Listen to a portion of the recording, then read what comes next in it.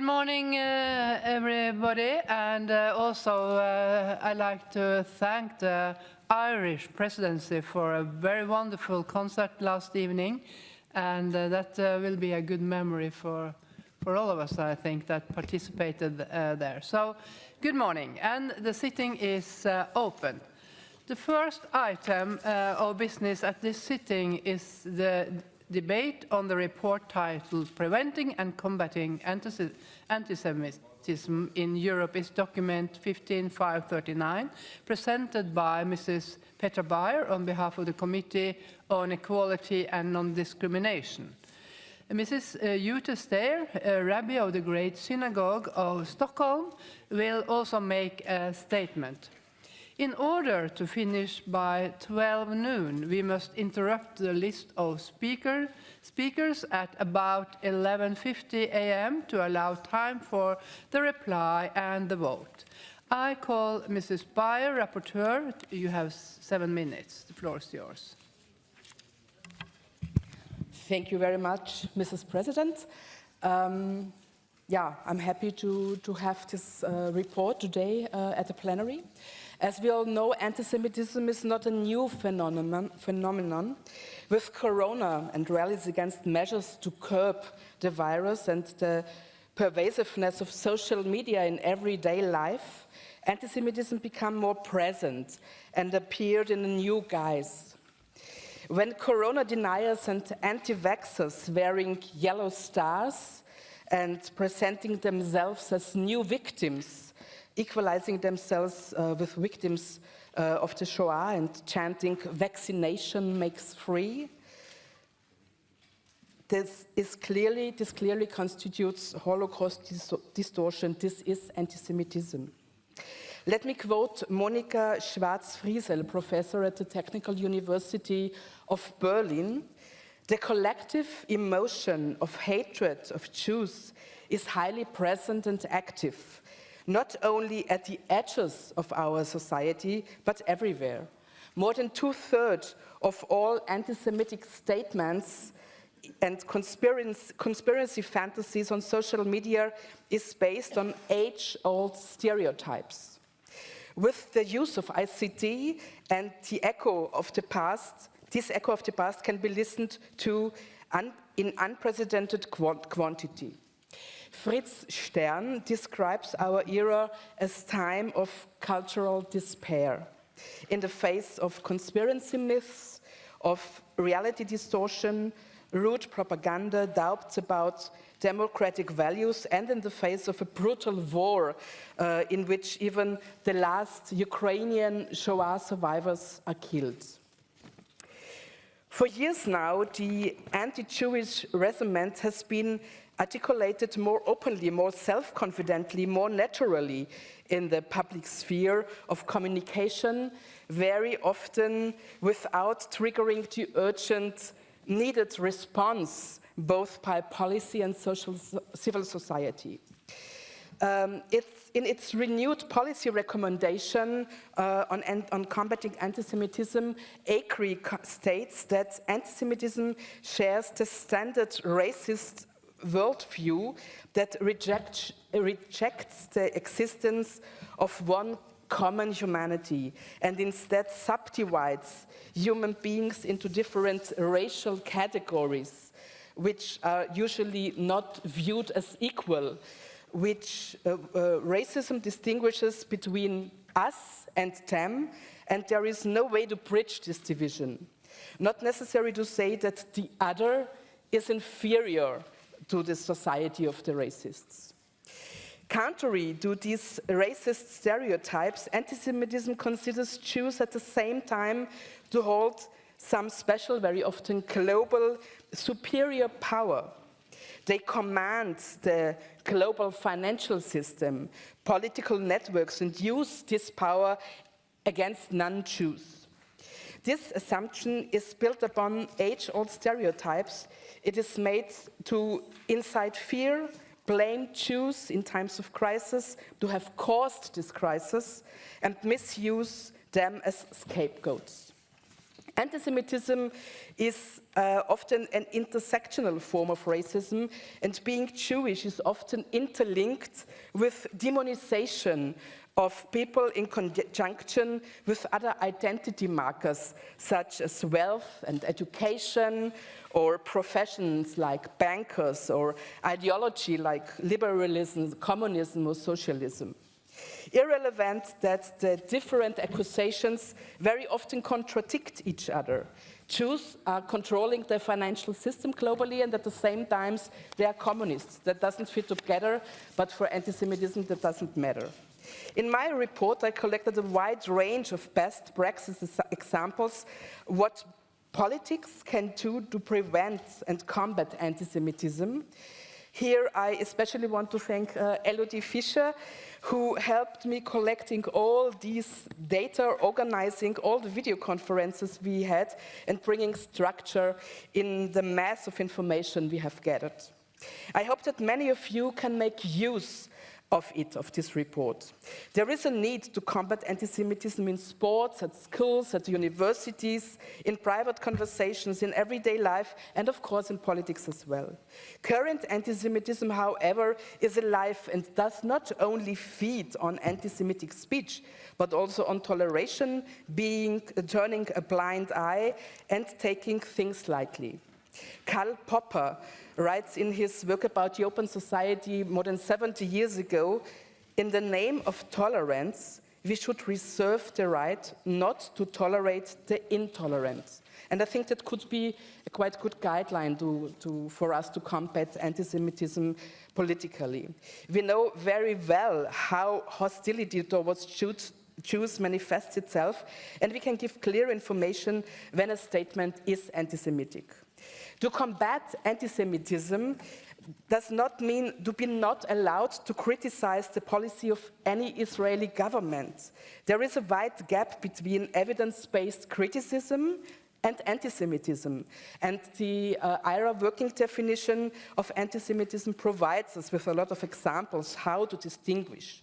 As an example, it suggests as it is anti-Semitism holding Jews collectively responsible for actions of the State of Israel.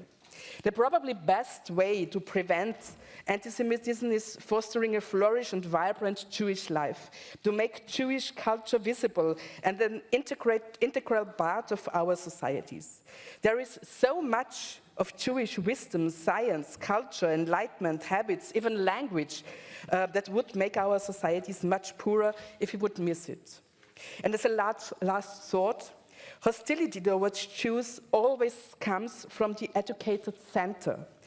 Most of the Western culture bears witness to this.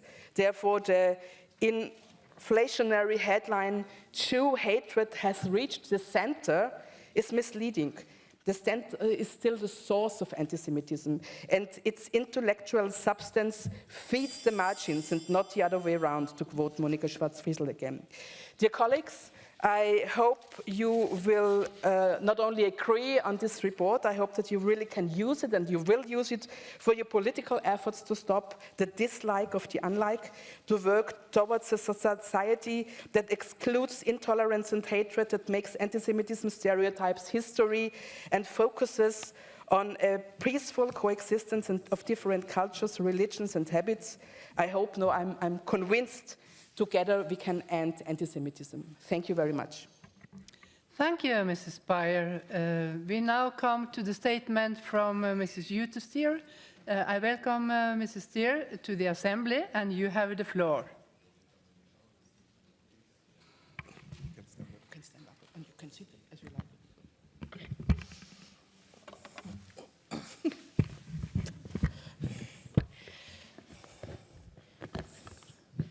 Thank you very much for inviting me to speak. It's truly a great honor to be here.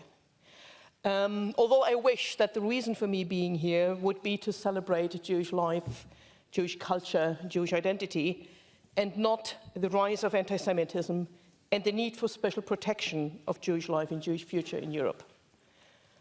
The very fact that the Committee on Equality and Non-Discrimination thought necessary to compile a report on preventing and combating anti-Semitism in Europe should actually, if we're honest, it should be front page news on every news agency, and it should cause an outcry of indignation in civil society.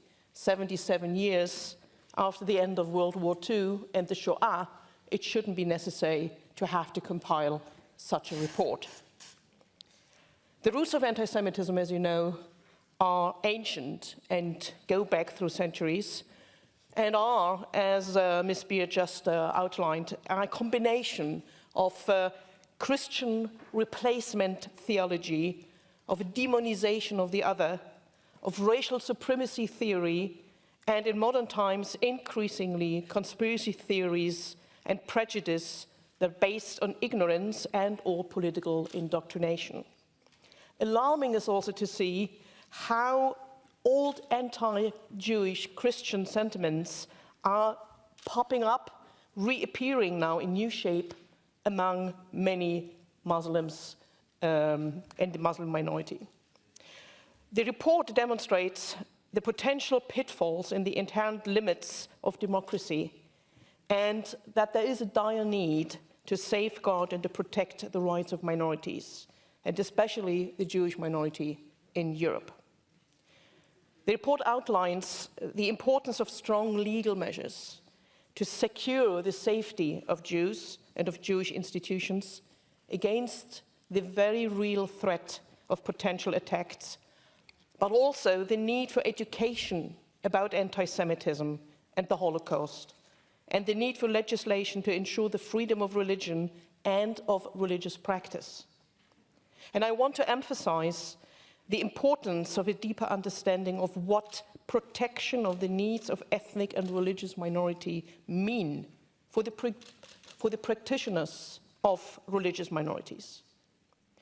The UN Declaration of the Rights of Minorities lists 5 specific rights, and 2 of these are the right to enjoy their own culture, to profess and practice their own religion, and to use their own language in private and in public, freely and without any form of interference or discrimination. And the second is the right to participate effectively at the national and regional level in decisions concerning such minority to which they belong. I don't know how many of you here would self-identify as a religious individuals whose lives and life choices are at least to some extent determined or influenced by your religious tradition. But I assume that many, if not most of you, even if not practicing a religion, come from a background that is rooted in Christianity, that has shaped your culture, your worldview, and your values. And I believe that Europe is standing before a new challenge. Countries that for centuries have been homogeneous, in my case, I live in Sweden, that did not allow non-Protestants to settle permanently within its borders until the late 18th century. Religious and ethnic minorities were therefore few, came late, or quickly assimilated into Swedish majority culture. Most of them haven't left much of trace. There was never a real need for a Swedish majority culture to change attitudes or questions one's own biases and blind spots. This changed drastically during the 20th and 21st century, with an ever-increasing wave of immigrants and refugees arriving in Sweden and trying to carve out a place for themselves. This is an experience that Sweden very much shares with most European countries, who now face the task of integrating groups of people from other religion and other cultural backgrounds. And please note that I say integrate, not assimilate. Homogeneous societies' difficulties to adapt to changing demographics are one aspect. Another aspect is the increasing secularization of European democracies. This secularization is caused by a liberal secularism that has lost touch often with its Christian roots, where religion is seen as a purely individual pursuit and increasingly removed from the public sphere. Yet at the same time, existent expressions of Christianity in the public sphere are perceived as nothing else but culture, culture that helps to transmit cultural identity from the majority between generations. The absence of a manifold and natural presence of religion and religious practice in the public sphere in many European countries become a challenge for members of religious minorities who cannot rely on the support of set cultural markers to sustain and support the transmission of identity between generations, especially if this also then goes hand in hand with legislation that, in their attempt to combat anti-democratic, fundamentalist, isolated groups and phenomena, de facto also hit against the mainstream ethnic and religious minorities it was meant to protect. Now, Jews in Europe face challenges from a variety of directions. Some of those we share with other minorities, others, specifically anti-Semitism, is targeted exclusively against Jews. Ladies and gentlemen, the things most of you take for granted are not obvious for Jews in most parts of Europe. Living as a Jew in Europe today means to be on guard, to look over your shoulder, to avoid wearing Jewish symbols, not to look too Jewish or to speak Hebrew in public. As a rabbi, I cannot just invite my congregants for a picnic in the park after services on the community Facebook page. Security concerns make us constantly abstain from such public and visibly gatherings. It also means having to constantly explain, play down or apologize for being other, being different. Our insistence to practice our traditions and maintain a culture that might appear alien or at best exotic in the eyes of the majority culture. It is seen sometimes with curiosity, but often also with a good amount of suspicion and prejudice. Especially in Sweden, I notice a widespread confusion and unfamiliarity about what is seen as religious and what is considered cultural expression. This causes blind spots, and those blind spots can easily become prejudice. The religious traditions of one's own are seen as cultural markers, whereas Jewish or other traditions are perceived as confessional. And where, at least in Sweden, confessional has become a camouflage to label something as undesirable. I think this is potentially harmful for a pluralist democratic society. The report presented to you mentions the need to counter anti-Semitism and hate speech through a variety of tools, among them the need for education and I emphasize, the need to safeguard and enable manifold, vibrant Jewish life. This can and should only be achieved in near dialogue with the Jewish communities and with an open ear to what the Jewish communities themselves identify as key aspects. Ladies and gentlemen, there can be no manifold, vibrant Jewish life if Jews cannot practice Judaism freely and safely. It's as simple as that. Yet not infrequently, Jewish communities encounter propositions or proposals or policy recommendations that are, in fact, infringing on religious freedoms or that are achieving the opposite effect despite a well-meaning agenda. A klezmer festival or a performance of Fiddler on the Roof in the center of town is a wonderful thing. But this is not what's going to ensure a vital Jewish future. On the contrary, it runs the risk of exotifying Jews and doesn't grant a better understanding for Jewish life today. Nobody lives like Fiddler on the Roof. A protection of the practice of religious traditions is what is needed. Jewish schools are needed, where Jewish children can learn about Judaism, history, and traditions. A Jewish school that is Jewish in name only, but isn't allowed to teach about Judaism, becomes a fig leaf. Also, the choice of language when we talk about Jewish tradition and Jewish practices, as presented in reports, in media, in public discussion, carries deep meaning. When, for instance, referring to shechita, the Jewish method of slaughtering animals, it does make a difference if it is called religious slaughter or if it's called, as often heard and seen, as ritual slaughter. Even well-meaning representatives are sometimes unaware about the loaded historical connotations of labeling something as ritual. It harks back to a blood libel accusation against Jews for ritual murder in the Middle Ages. To mention Brit Milah, male infant circumcision as prescribed by Jewish law, in the same sentence as female gender mutilation is another common example how the distinctions become blurred and subtle value judgments are transmitted, either on purpose or by mistake. The report mentions the increase of hate speech. Well, the way we debate, the words we use matter. It sets an example for what is acceptable. Thank you for your attention.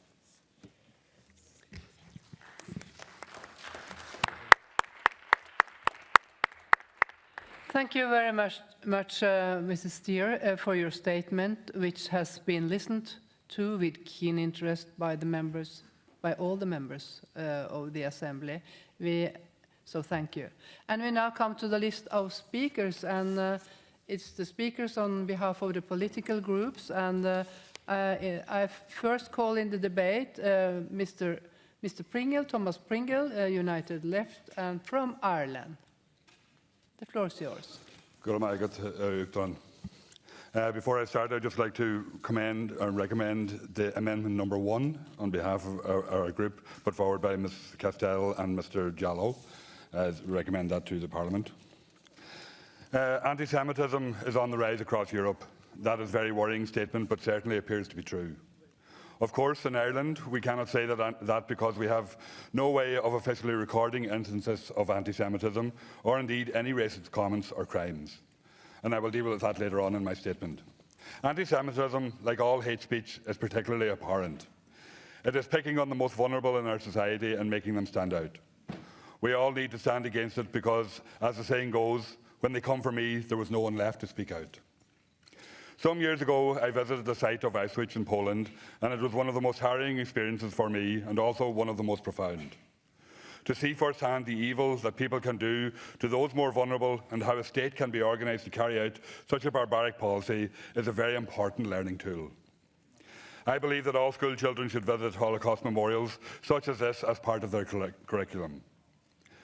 We need to make sure that we can never go back to that, and it starts with making sure that hate speech is not tolerated. It is hard to believe that currently in Ireland we do not have a system for the recording of hate speech or indeed hate crimes. It is one way to make sure that we don't have any crimes by not recording instances anyway. The Irish Council for Civil Liberties has highlighted the lack of specific crimes in its alternative to the State Report for Ireland's 2022 review under the International Covenant of Civil and Political Rights. They state that despite some new initiatives by the Gardaí Síochána, including new recording options on the Garda crime reporting system, there is an ongoing lack of reliable research and disaggregated data on causes and experiences of hate crime and hate speech in Ireland. They go on to say that they note with concern that only 25% of crimes were reported to police in 2021, down from 43% in 2020. Those who reported expressed extremely low levels of satisfaction. I believe that the low level of satisfaction is because we do not have a culture of the Gardaí reporting and recording hate crime, and that has to change. There is no reason to believe that the incidence of hate crime in Ireland would be any lower than that in the rest of Europe, except possibly we have a much smaller Jewish population.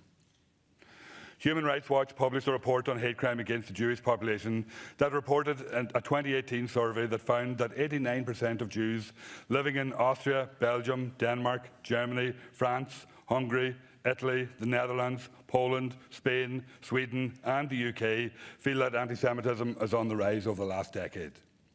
This is the extent of the problem that has to be addressed. One problem I have with the definition of anti-Semitism from the Stockholm Declaration is the examples of targeting the State of Israel as anti-Semitic. I fail to see how this can be so. I believe that the State of Israel is not representative of all Jewish people, and likewise a person can be critical of the State of Israel without being anti-Semitic. The Jerusalem Declaration on Anti-Semitism is a more appropriate definition, I believe. I think it is also interesting to note that anti-Semitism means hatred against all people of a Semitic origin, of which Palestinian people are also included. Thank you. Thank you, Mr. Pringle. The next speaker on behalf of the Socialist Group is Mr. Schenak from Austria. 3 minutes. The floor is yours, sir. Thank you, Madam Chair. Im Namen der Sozialistischen und Grünen Fraktion möchte ich mich zuerst bei unserer Berichterstatterin sehr, sehr herzlich für diesen wichtigen und aufrüttelnden Report bedanken, aber auch bei Frau Steirer von der Großen Synagoge aus Stockholm. Herzlichen Dank für Ihre Worte hier in dieser Versammlung. Das ist sehr wichtig, dass auch viele junge Menschen, die das hoffentlich auch nachlesen, ihre Worte lesen. Es geht ein schreckliches Gespenst um seit Jahren in Europa und das nennen wir eine Verbreitung des Antisemitismus, der Menschen gezwungen hat, vor allem hier aus unserem Gastgeberland Frankreich, Frankreich zu verlassen. Wir sehen das an der Schändung jüdischer Friedhöfe. Wir sehen das an tätlichen Angriffen gegenüber Gläubigen in verschiedensten Ländern. Das heißt, Antisemitismus hat ein Ausmaß erreicht, das wir eigentlich nicht gedacht haben, dass das nach der schrecklichen Zeit des Holocaust jemals wieder der Fall sein wird. Und es ist ein Angriff gegen die Menschenrechte. Man darf in dieser Diskussion nicht verwechseln Antisemitismus und die notwendige und berechtigte Kritik an einer Regierung von Israel. Das eine hat mit dem anderen nichts zu tun. Antisemitismus ist Rassismus und Intoleranz in unseren Staaten, in unseren Gesellschaften. Und die notwendige Kritik einer Regierung ist etwas anderes. Wir haben das zu tun, weil es geht auch dort um Menschenrechte, aber gerade diese Resolution von unserer Berichterstatterin zeigt, dass es hier geht um die Bekämpfung international, national und die Förderung jüdischen Lebens und die Sensibilisierung für die jüdische Kultur. Und dass wir hier auch etwas nicht vergessen dürfen, und wir sehen das ja in all unseren Debatten, dass was hier im Netz abspielt, ist unfassbar. Das heißt, wir brauchen auch diese Bekämpfung des Antisemitismus im Netz, die Zusammenarbeit, wie die Berichterstatterin auch vorgeschlagen hat mit der No-Hate-Campaign und dass sich Parlamentarier und Parlamentarierinnen in einer Zivilcourage einmischen, öffentlich, wenn zum Beispiel über den Holocaust oder über jüdisches Leben gewitzelt wird. Hier braucht es Zivilcourage, hier braucht es ein Aufstehen auch. Und deshalb ist das auch eine Resolution, die sich auch an jeden von uns wendet, zu sagen, sei couragiert und misch dich ein. Dankeschön. Thank you, Mr. Senak. And on behalf of EPP and Christian Democrats, I call Mr. Reinhold Lopatka from Austria also. The floor is yours. Yeah, dear President, dear colleagues, the number of anti-Semitic incidents around the world dramatically increased during the COVID-19 pandemic. As my colleague Petra Bayer, our rapporteur, already mentioned in her presentation, conspiracy theories began to rise, blaming Jews for spreading the virus.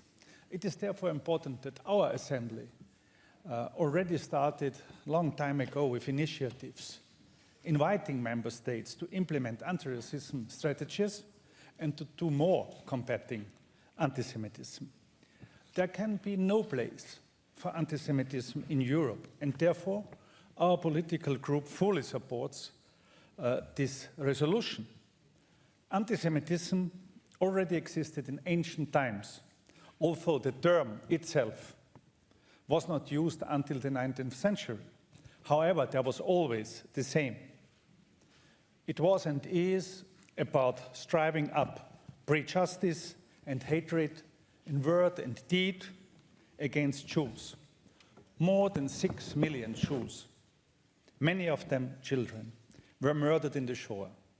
But even this unimaginably cruel genocide and the commemoration of this horror has still not brought about a rethinking in many people. and we have to condemn all forms of anti-Semitism. But we have to have a holistic strategy to prevent racism, xenophobia, Islamophobia, and anti-Semitism. We have to promote human rights, which means to fight against religious and ethnic discrimination, including anti-Semitism, of course. 1.5 million Jews live in Europe. Jewish life in Europe is still vibrant.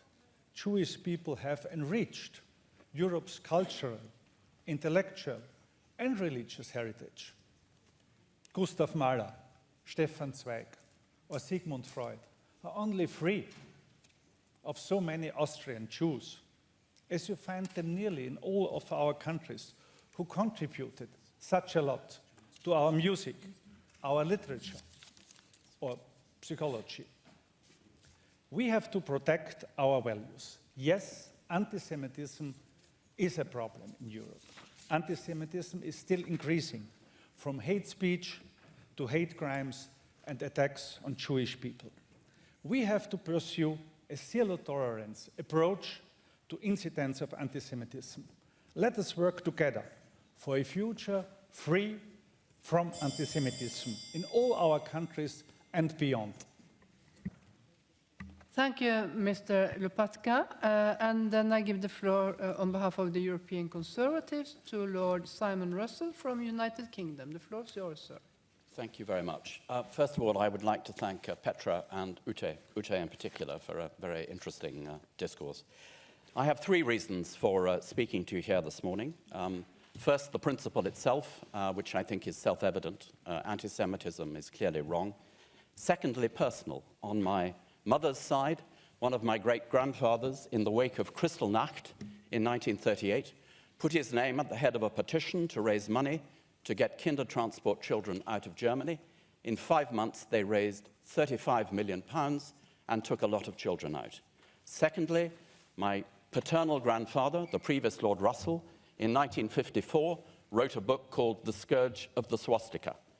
That was the first book which described in graphic detail exactly what happened under the Third Reich. The third reason is politics and politicians. In other words, ourselves. We are part of the problem. We weaponize anti-Semitism in three ways. We use it against political opponents. We appeal to anti-Semitic beliefs in some of the public, often because through conspiracy theories. And we tolerate anti-Semitism in some of our parties, sometimes as a mean to try and extend support, particularly amongst younger people who find the State of Israel's policies towards Palestinians very difficult.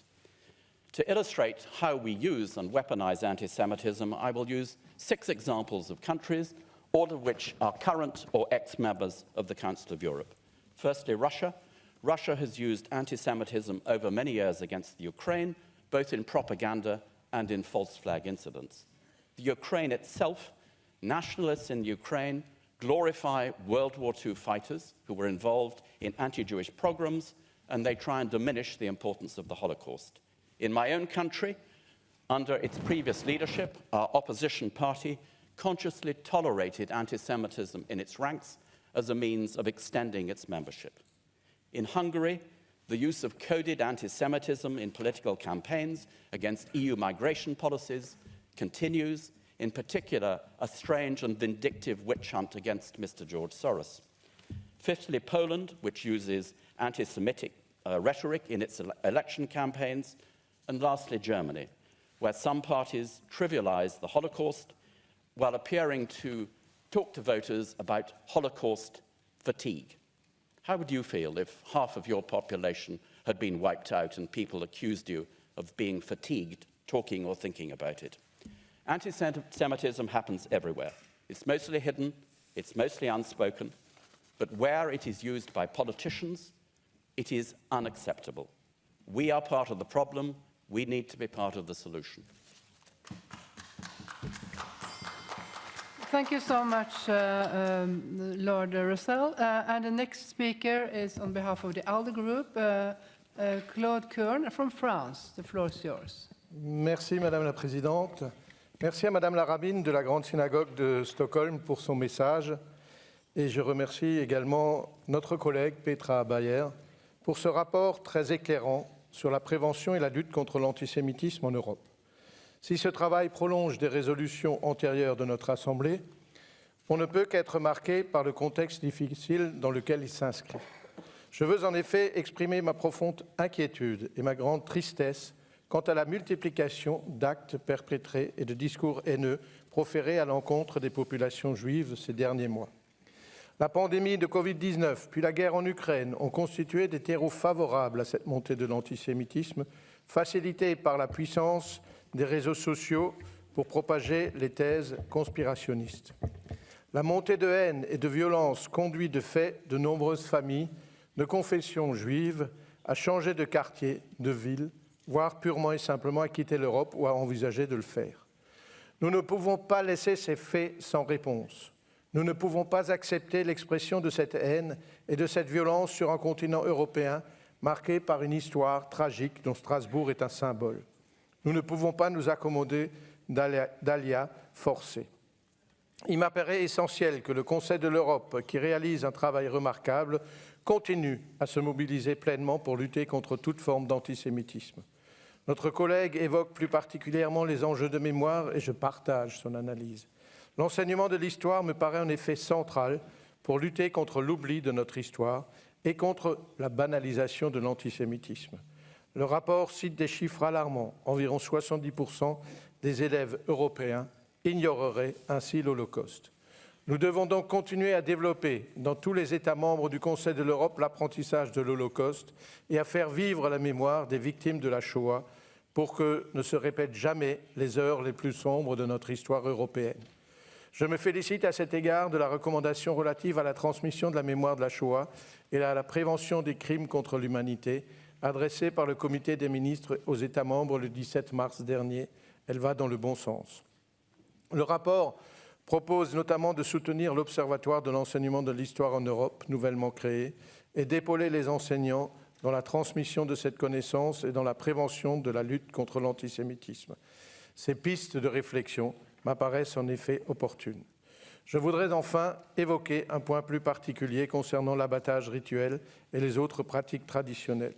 Ce point n'est pas abordé par le rapport et notre collègue nous invite à en débattre ultérieurement. Le sujet est sensible et cela me paraîtrait en effet utile car il faut bien mesurer la portée qu'aurait une telle interdiction sur l'inclusion dans nos sociétés de nos concitoyens de confession juive, mais aussi musulmane. Enfin, permettez-moi, et ceci au nom de la délégation française qui parraine l'événement, de vous inviter à nous rejoindre à 13h dans le lobby pour célébrer le jour du salut et de la libération. Je vous remercie. Merci, Monsieur Kang. Then we continue on the speakers list, and the first is Mrs. Doris Burs, a socialist from Austria. The floor is yours. Ja, vielen Dank, Frau Vorsitzende, geschätzte Kolleginnen und Kollegen. Es wurde bereits erwähnt, Antisemitismus hat viele grässliche Gesichter. Manche sind offen erkennbar, andere aber auch gut maskiert. Erschreckend ist, dass in den vergangenen Jahren der offen ausgedrückte Antisemitismus wieder zunimmt. Und ich denke, dass es umso wichtiger ist, dass die Versammlung sich dem Thema annimmt. Und ich bedanke mich auch bei der Berichterstatterin Petra Bayer für ihre so umsichtige, couragierte und so wertvolle Arbeit. Und ich stimme zu, fundierte historische, politische Bildung hilft, Antisemitismus zu bekämpfen. Und doch ist Antisemitismus nicht nur eine Frage fehlender Bildung. Auch gebildete Menschen können Antisemiten sein und sie sind es auch. Deshalb müssen auch die politischen und sozialen Aspekte von antisemitischen Einstellungen benannt und beleuchtet werden. Es ist kein Zufall, dass in Krisenzeiten wie der Wirtschafts- und Finanzkrise mit all ihren Folgen, beziehungsweise auch jetzt der Covid-Pandemie, der Antisemitismus steigt. weil es eben im Windschatten dieser großen ökonomischen und sozialen Krisen oft zu einer Zunahme autoritärer politischer Einstellungen kommt. Und zudem haben die Menschen immer mehr soziale Abstiegssorgen und massive Zukunftsängste. Im Übrigen auch eine Folge unzureichender sozialer Sicherungssysteme, die in den letzten Jahren allzu oft abgebaut wurden und reduziert wurden. Beides, die autoritären Einstellungen in Kombination mit sozialökonomischen Bedrohungswahrnehmungen, sind die politischen und sozialen Faktoren, die den Nährboden für Antisemitismus bilden. Wir müssen den Kampf gegen Antisemitismus ernsthaft und umfassend führen. Den Kampf gegen Antisemitismus führen bedeutet deshalb auch immer, entschlossen für eine offene, liberale Demokratie, für soziale Gerechtigkeit und Humanismus zu kämpfen. Thank you so much, Mrs. Burres. And then I give the floor to Mrs. Hajnalka Juhas, EPP and Hungary. The floor is yours. Thank you, Madam President. Anti-Semitism is not only on the rise across Europe, but unfortunately a new tendency can be detected over the last few years that takes new shapes and forms of violent anti-Semitism. This tendency is regrettably more visible in the western parts of Europe. But what can be done by country basis? The Hungarian government declared a zero-tolerance policy against anti-Semitism, and it fully committed to guaranteeing the safety of Jewish people. Budapest has the second largest Jewish community in continental Europe, with the second largest synagogue in the world, and we are very proud of that. This dialogue includes the preservation of Jewish culture and identity, which the rapporteur is focusing on. The Hungarian government also provides financial support, especially those Jewish diaspora of Hungarian origin living in Israel, whose number is totally nearly 300,000.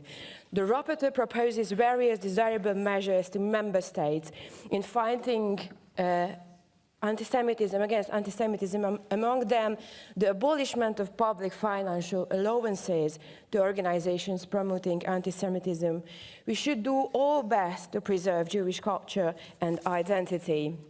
The Hungarian government has implemented a series of legislative and policy initiatives, including law enforcement measures, Holocaust education and remembrance and support for the revival of Jewish culture.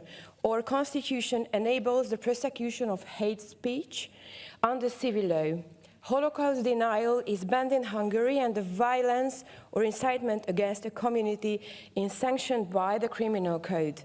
Last year, the Hungarian presidency of the Council of Europe put interreligious dialogue, also covering the fight against anti-Semitism, in the centerpiece of its presidency program. According to the European Jewish Association held a conference in last week, the life quality for Jewish communities is the second best in Hungary. I am very proud of that. And in summer 2019, Budapest hosted the European Maccabi Games, the European largest Jewish sporting event. Personally, I believe education can contribute the most to establishing a way of thinking. We feel that it is both our constitutional and moral obligation to provide a safe environment for Jewish people to be able to preserve their religion and traditions, which is our common European heritage. Thank you very much indeed. Thank you so much, Mrs. Juhas. And then I give the floor to Mrs. Sevini Fatalieva from European Conservatives and Azerbaijan. The floor is yours. Thank you, Madam Chair, ladies and gentlemen. Unfortunately, despite the enormous efforts of states and international organizations, there has been a growth of religious violence in Europe recently. And all this happened against the backdrop of rising identity tensions and the popularity of far-right radical populist movements. In addition, social media is playing an increasingly important role as a place for debate. And all this contributes to the growth of aggression, not only against Jews, but also against Muslims, and raising of Islamophobia, xenophobia and anti-Semitism in Europe is observing. And these conditions in which we find ourselves excite aggression. The catastrophe of the modern world is that due to the lack of attention to moral and ethical values, along with economic and demographic problems, the problems of morality are damaged. It's not about the clash of civilizations based on religious difference emerged and found its supporters at that time. Some separatist groups uses religious dogmas for proving themselves right in their activity. But there is something else that we do not talk about and sometimes do not notice at all. These are manifestations of anti-Semitism or even Islamophobia in everyday life, which are not always reported to the police, but they bring sufferings and ruin the lives of people. Under such conditions, the establishment of a dialogue between nations and cultures is important for the protection of various cultures of humanity. And the experience of countries rich in the traditions of tolerance could serve as an example. The peaceful coexistence of a number of nations and religious confessions in my country, Azerbaijan, is a unique pattern of tolerance. Christianity and Judaism existed and currently exist in Azerbaijan along with Islam. We consider people of any religion or nationality should respect other cultures, religions, and moral values and be patient with all the traditions of other religions. The cultural heritage of the country's Jewish community, which has an ancient traditions, is attached to great attention by the government of Azerbaijan and by the society at all. It is necessary to mention the Red Settlement in Guba district, the settlement considered as a place densely populated by Jews, the settlement which was earlier called the Jewish settlement, but once famous even as the Jerusalem of the Caucasus.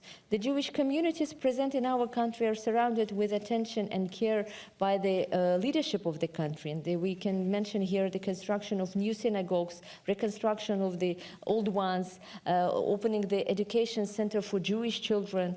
And in modern age, Jews in Azerbaijan live in a tolerant environment free from anti-Semitism, which is no coincidence because Jews have felt like an equal member of the large family in our country throughout all historical periods and even in times of rampant anti-Semitism around the world.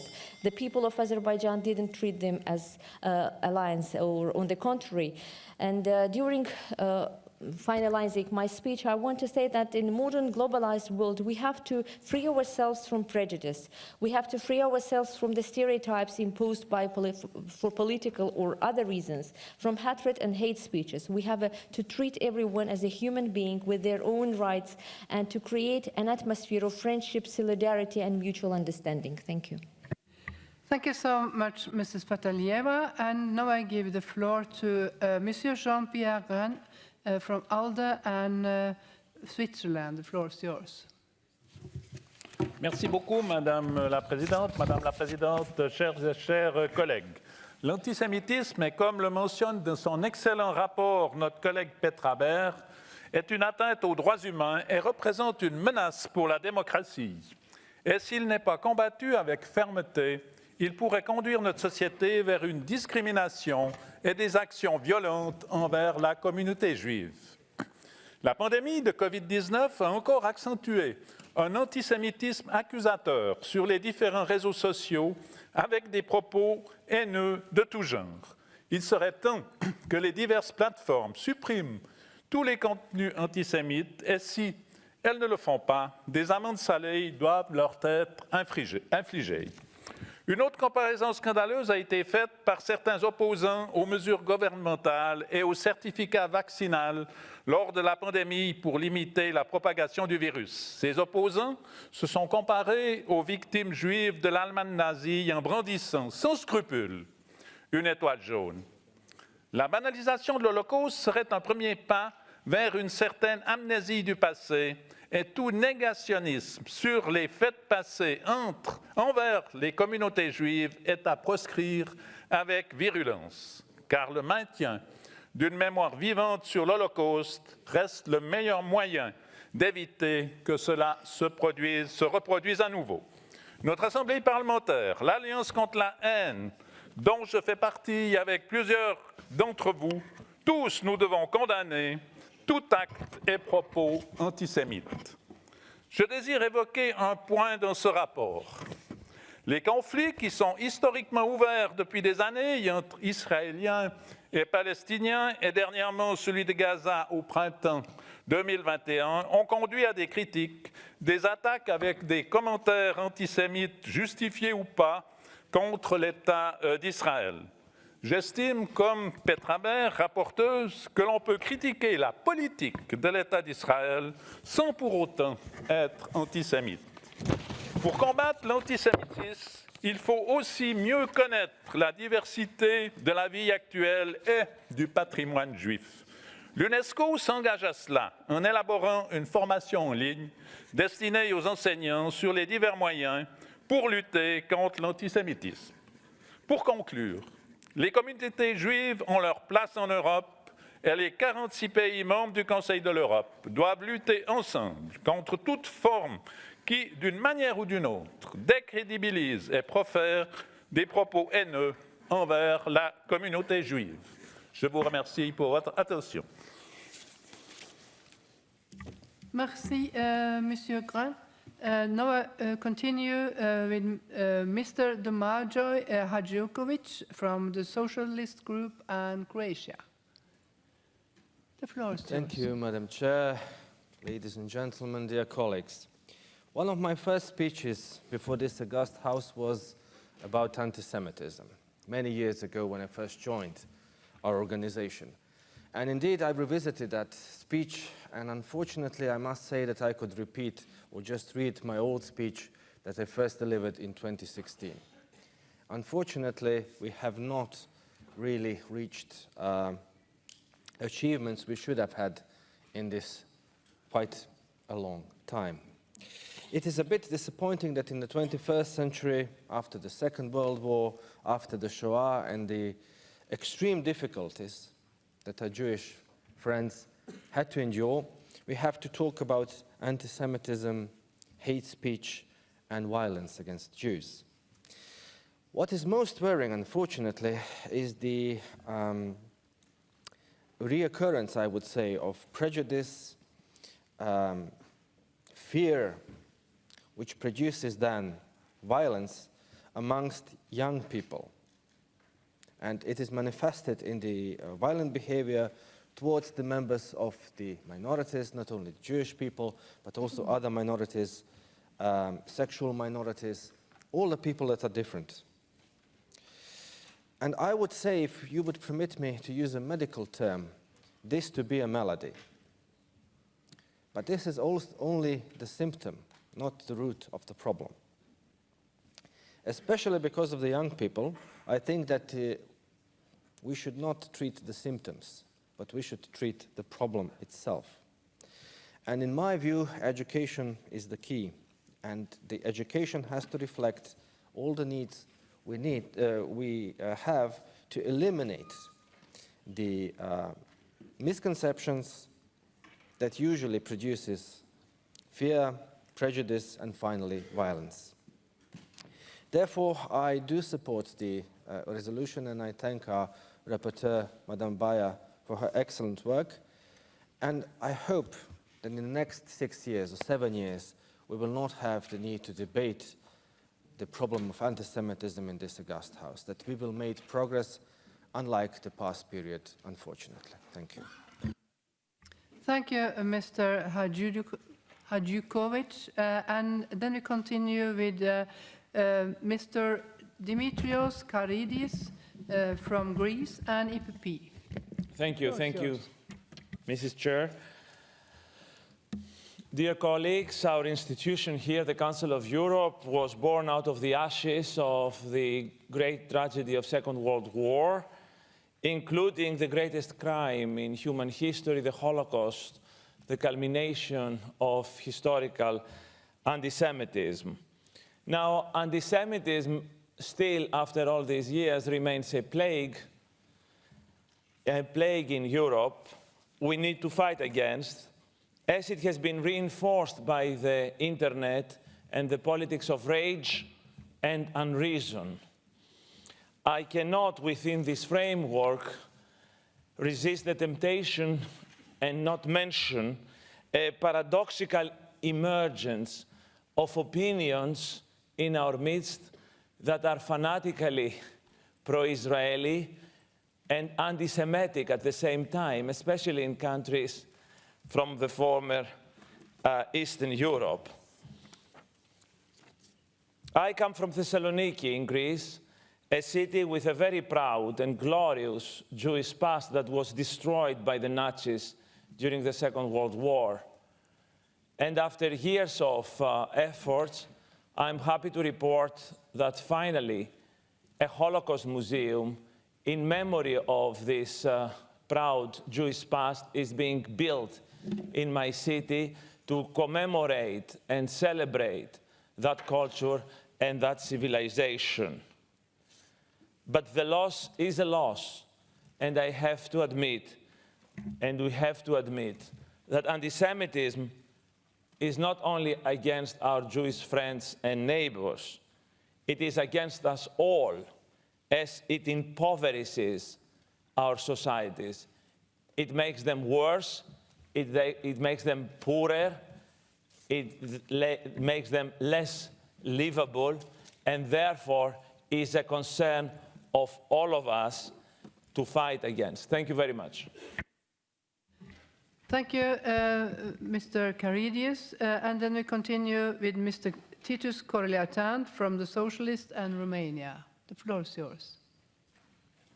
Thank you, Madam President. Colleagues, I would like from the beginning to congratulate our rapporteur, Petra Bayer, for this really excellent work and for the conclusions and proposals that I totally share. Unfortunately, anti-Semitism, denial of Holocaust, discrimination and hate speech, these are realities, very concerning realities, and unfortunately, these are topical issues currently. Looking on different national and international sources of information, and especially on the ECRI country reports, there is a serious concern related to the trends in European member states in the past years. So we should condemn in strong terms the anti-Semitism, and we should remain vigilant. This is why this report is a timely report, and once again I express the full support for this, the adoption of this report. Maybe the key issue became lately one concrete reference that the rapporteur made to the definition of anti-Semitism. And correctly, the rapporteur is making reference to the definition that was adopted, if I'm not wrong, in 2016-17 by the international organization, intergovernmental organization, which is called the International Holocaust Remembrance Alliance, IRA.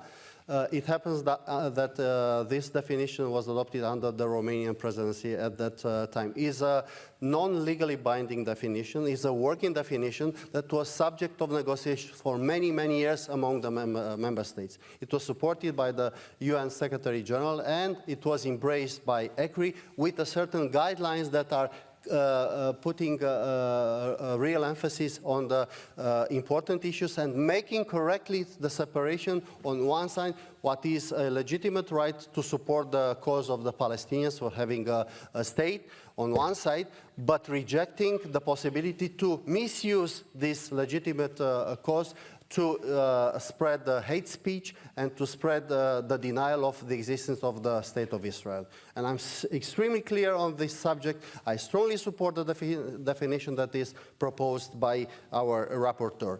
Now, we have our national experience in Romania. And what counted very much, it was in 2002-2003, the International Commission for the Study of Holocaust in Romania that was led as a chair by Elie Wiesel. Elie Wiesel is a survivor of the Holocaust who has the origin in the western part of Romania, in Sighetul Marmației. Those recommendations and conclusions that were used to adopt the appropriate legislative arrangement, institutions, education as related to the Holocaust in Romania. Quite recently we have adopted in the Parliament a new legislation that is establishing that starting with 2023 we will put in place in the high schools a study of the Holocaust and the Jewish history. So all in all, I want to express once again the support for the adoption of the report presented by Mrs. Petra Bayer. Thank you.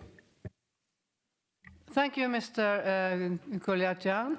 Then we continue to North Macedonia and Mr. Alexander Nikolovsky, EPP.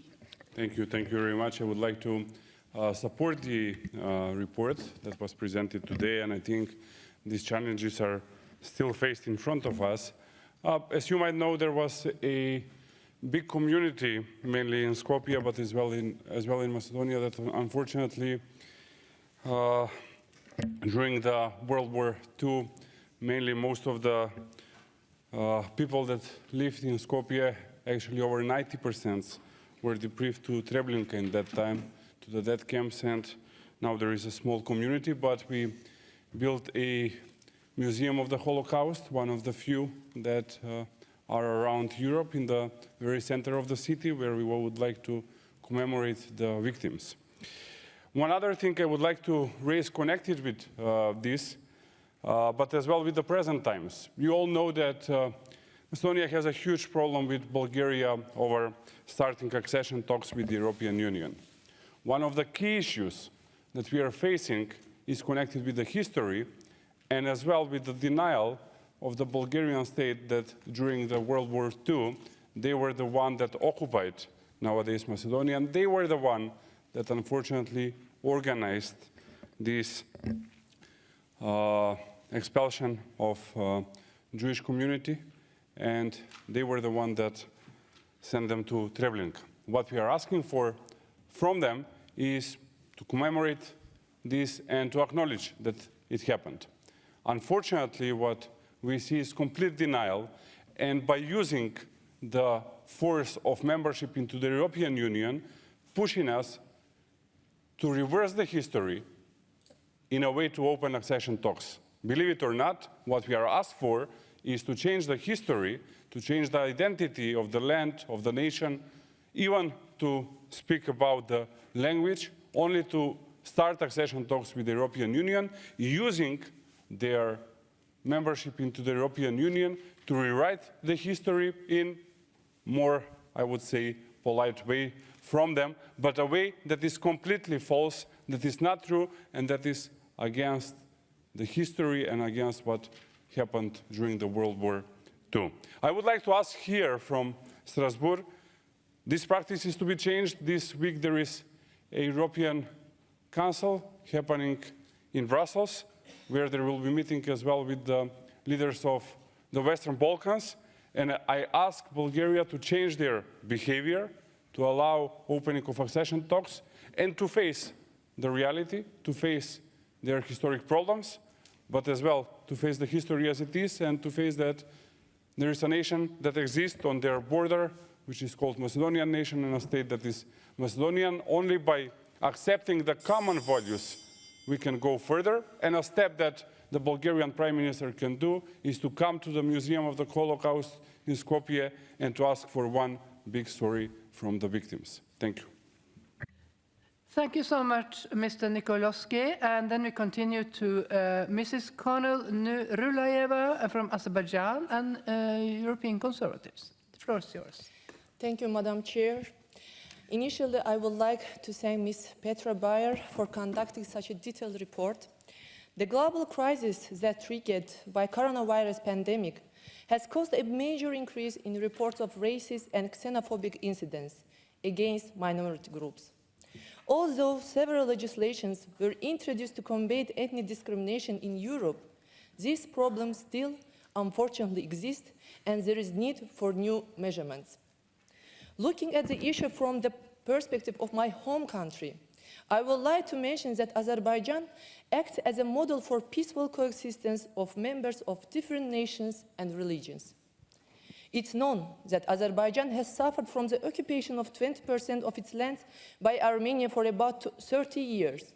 And only after the 44-day war in 2020, Azerbaijan was able to regain its territorial integrity and created a favorable opportunity for lasting peace in the region. Azerbaijan, as always, protects the rights and security of its entire population in the face of new realities. And within this framework, the rights and security of the Armenian community living in Karabakh will be taken into consideration as well. Azerbaijan is a multi-ethnic country, and the Armenian population is not the largest national minority in our country. At the 9th Global Forum in Baku, it was once again officially stated that representatives of all nations, including Armenians who have lived in Azerbaijan for years, have equal rights according to our constitution. It shows that Azerbaijani government is committed to its strategy of developing and strengthening the traditions of multiculturalism, which is the most important asset for peace, diversity, and harmony in Azerbaijani society. Dear colleagues, first, the appropriate representation of groups facing racial discrimination in educational institutions, political parties, parliaments, and other civil services must be achieved.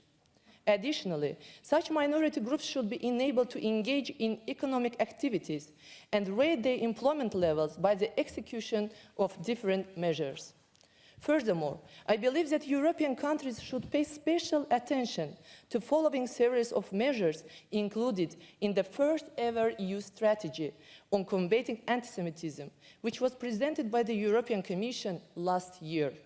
To conclude, I want to mention that combating anti-Semitism is the responsibility of all individuals. Therefore, we have to stop discrimination to build a better nation. Thank you for your attention. Thank you, Mrs. Nurulayeva. And then we continue to Azerbaijan and Mr. Rafael Husnio from ALDE Group. The floor is yours, sir. Thank you, Madam Chair, dear colleagues. I am proud that in my country, Azerbaijan, mosques, churches, and synagogues are side by side, and there is no need to keep armed guards near any of them. It is the case now, it has been the case for centuries. The famous 12th century Jewish traveler Benjamin Tudela writes that there were 1,000 synagogues in Azerbaijan at that time. However, this figure is clear evidence of how close the Jews had been integrated into Azerbaijani society in the Middle Ages. I am glad that there is no anti-Semitism in my country. It never was, and in general, no tendencies that we will be forced to add the suffix anti had the opportunity to live with us, and we have always benefited from this.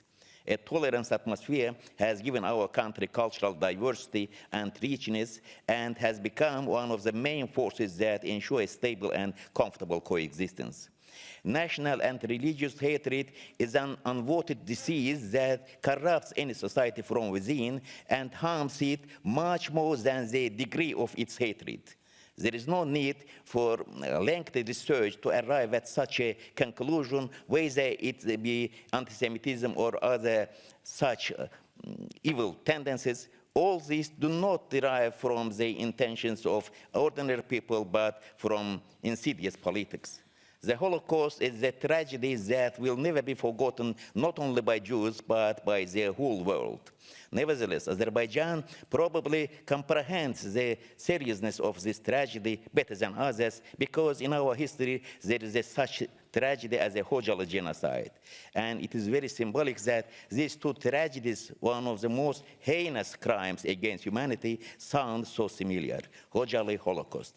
Although people have different joys, the great sorrows are always similar and close.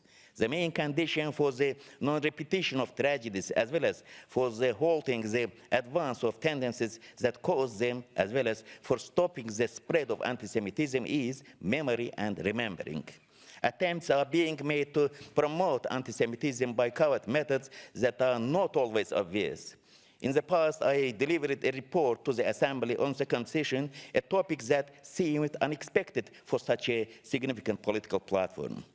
It is no secret that anti-Semitism, Islamophobia, and the intention to strike European society with such a seemingly minor issue were the secret bias of those who wanted to include child circumcision in the legal practice of European countries as a criminal act. We succeeded in preventing it. However, no matter how many visible and invisible initiatives, there are steps being taken.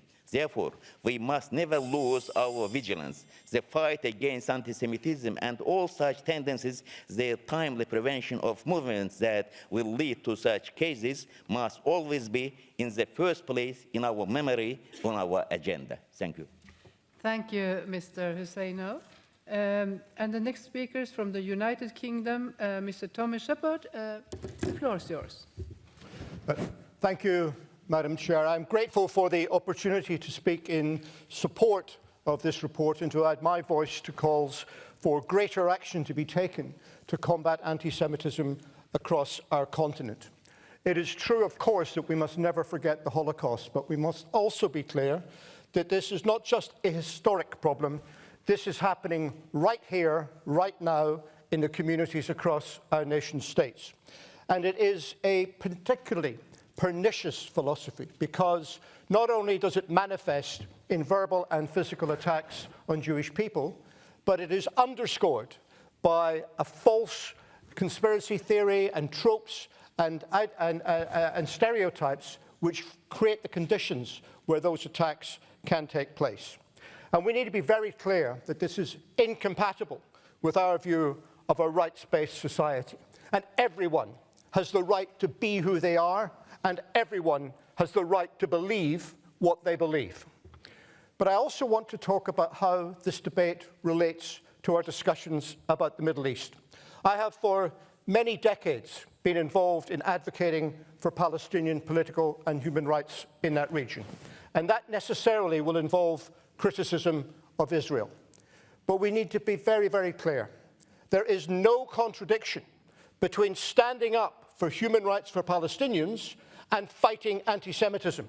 We must do both. Indeed, they are part of the same campaign.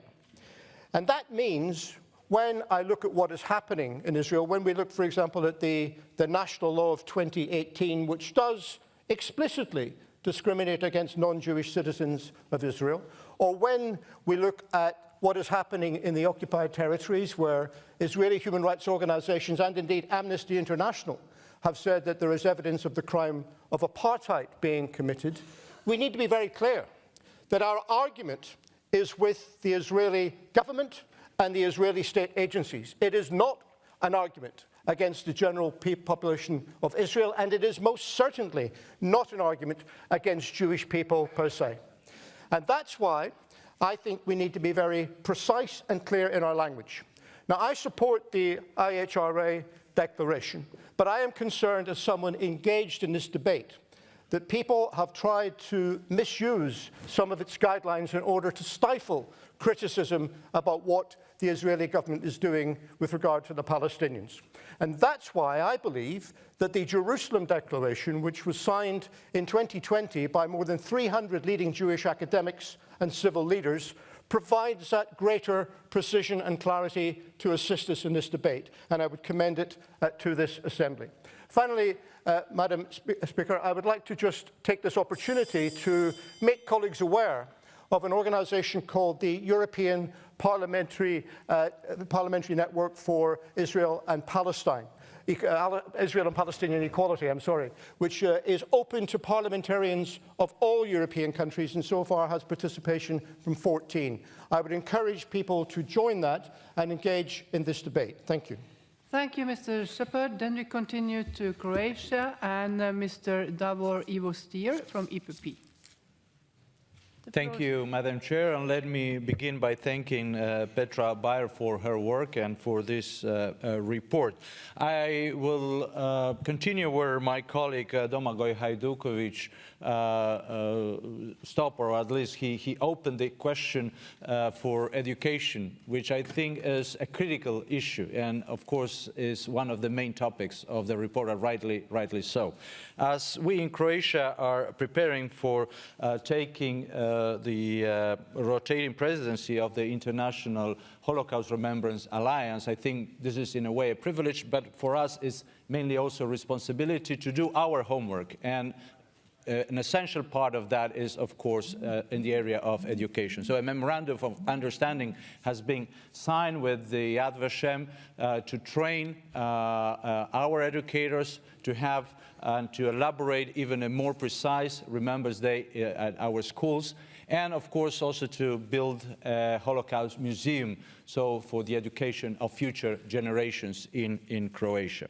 My second point would be about this paradox that was mentioned both by our colleagues Dimitrios Kairidis and Titus Korliat, and I agree with both of them. In Europe, we can see groups, political forces that are very vocal on the defense of the state of Israel, but are less vocal or sometimes are very close to the denial of the Holocaust. And also the other way around, those who are very vocal on defending, of course, and insisting on the importance of the remembrance of Holocaust.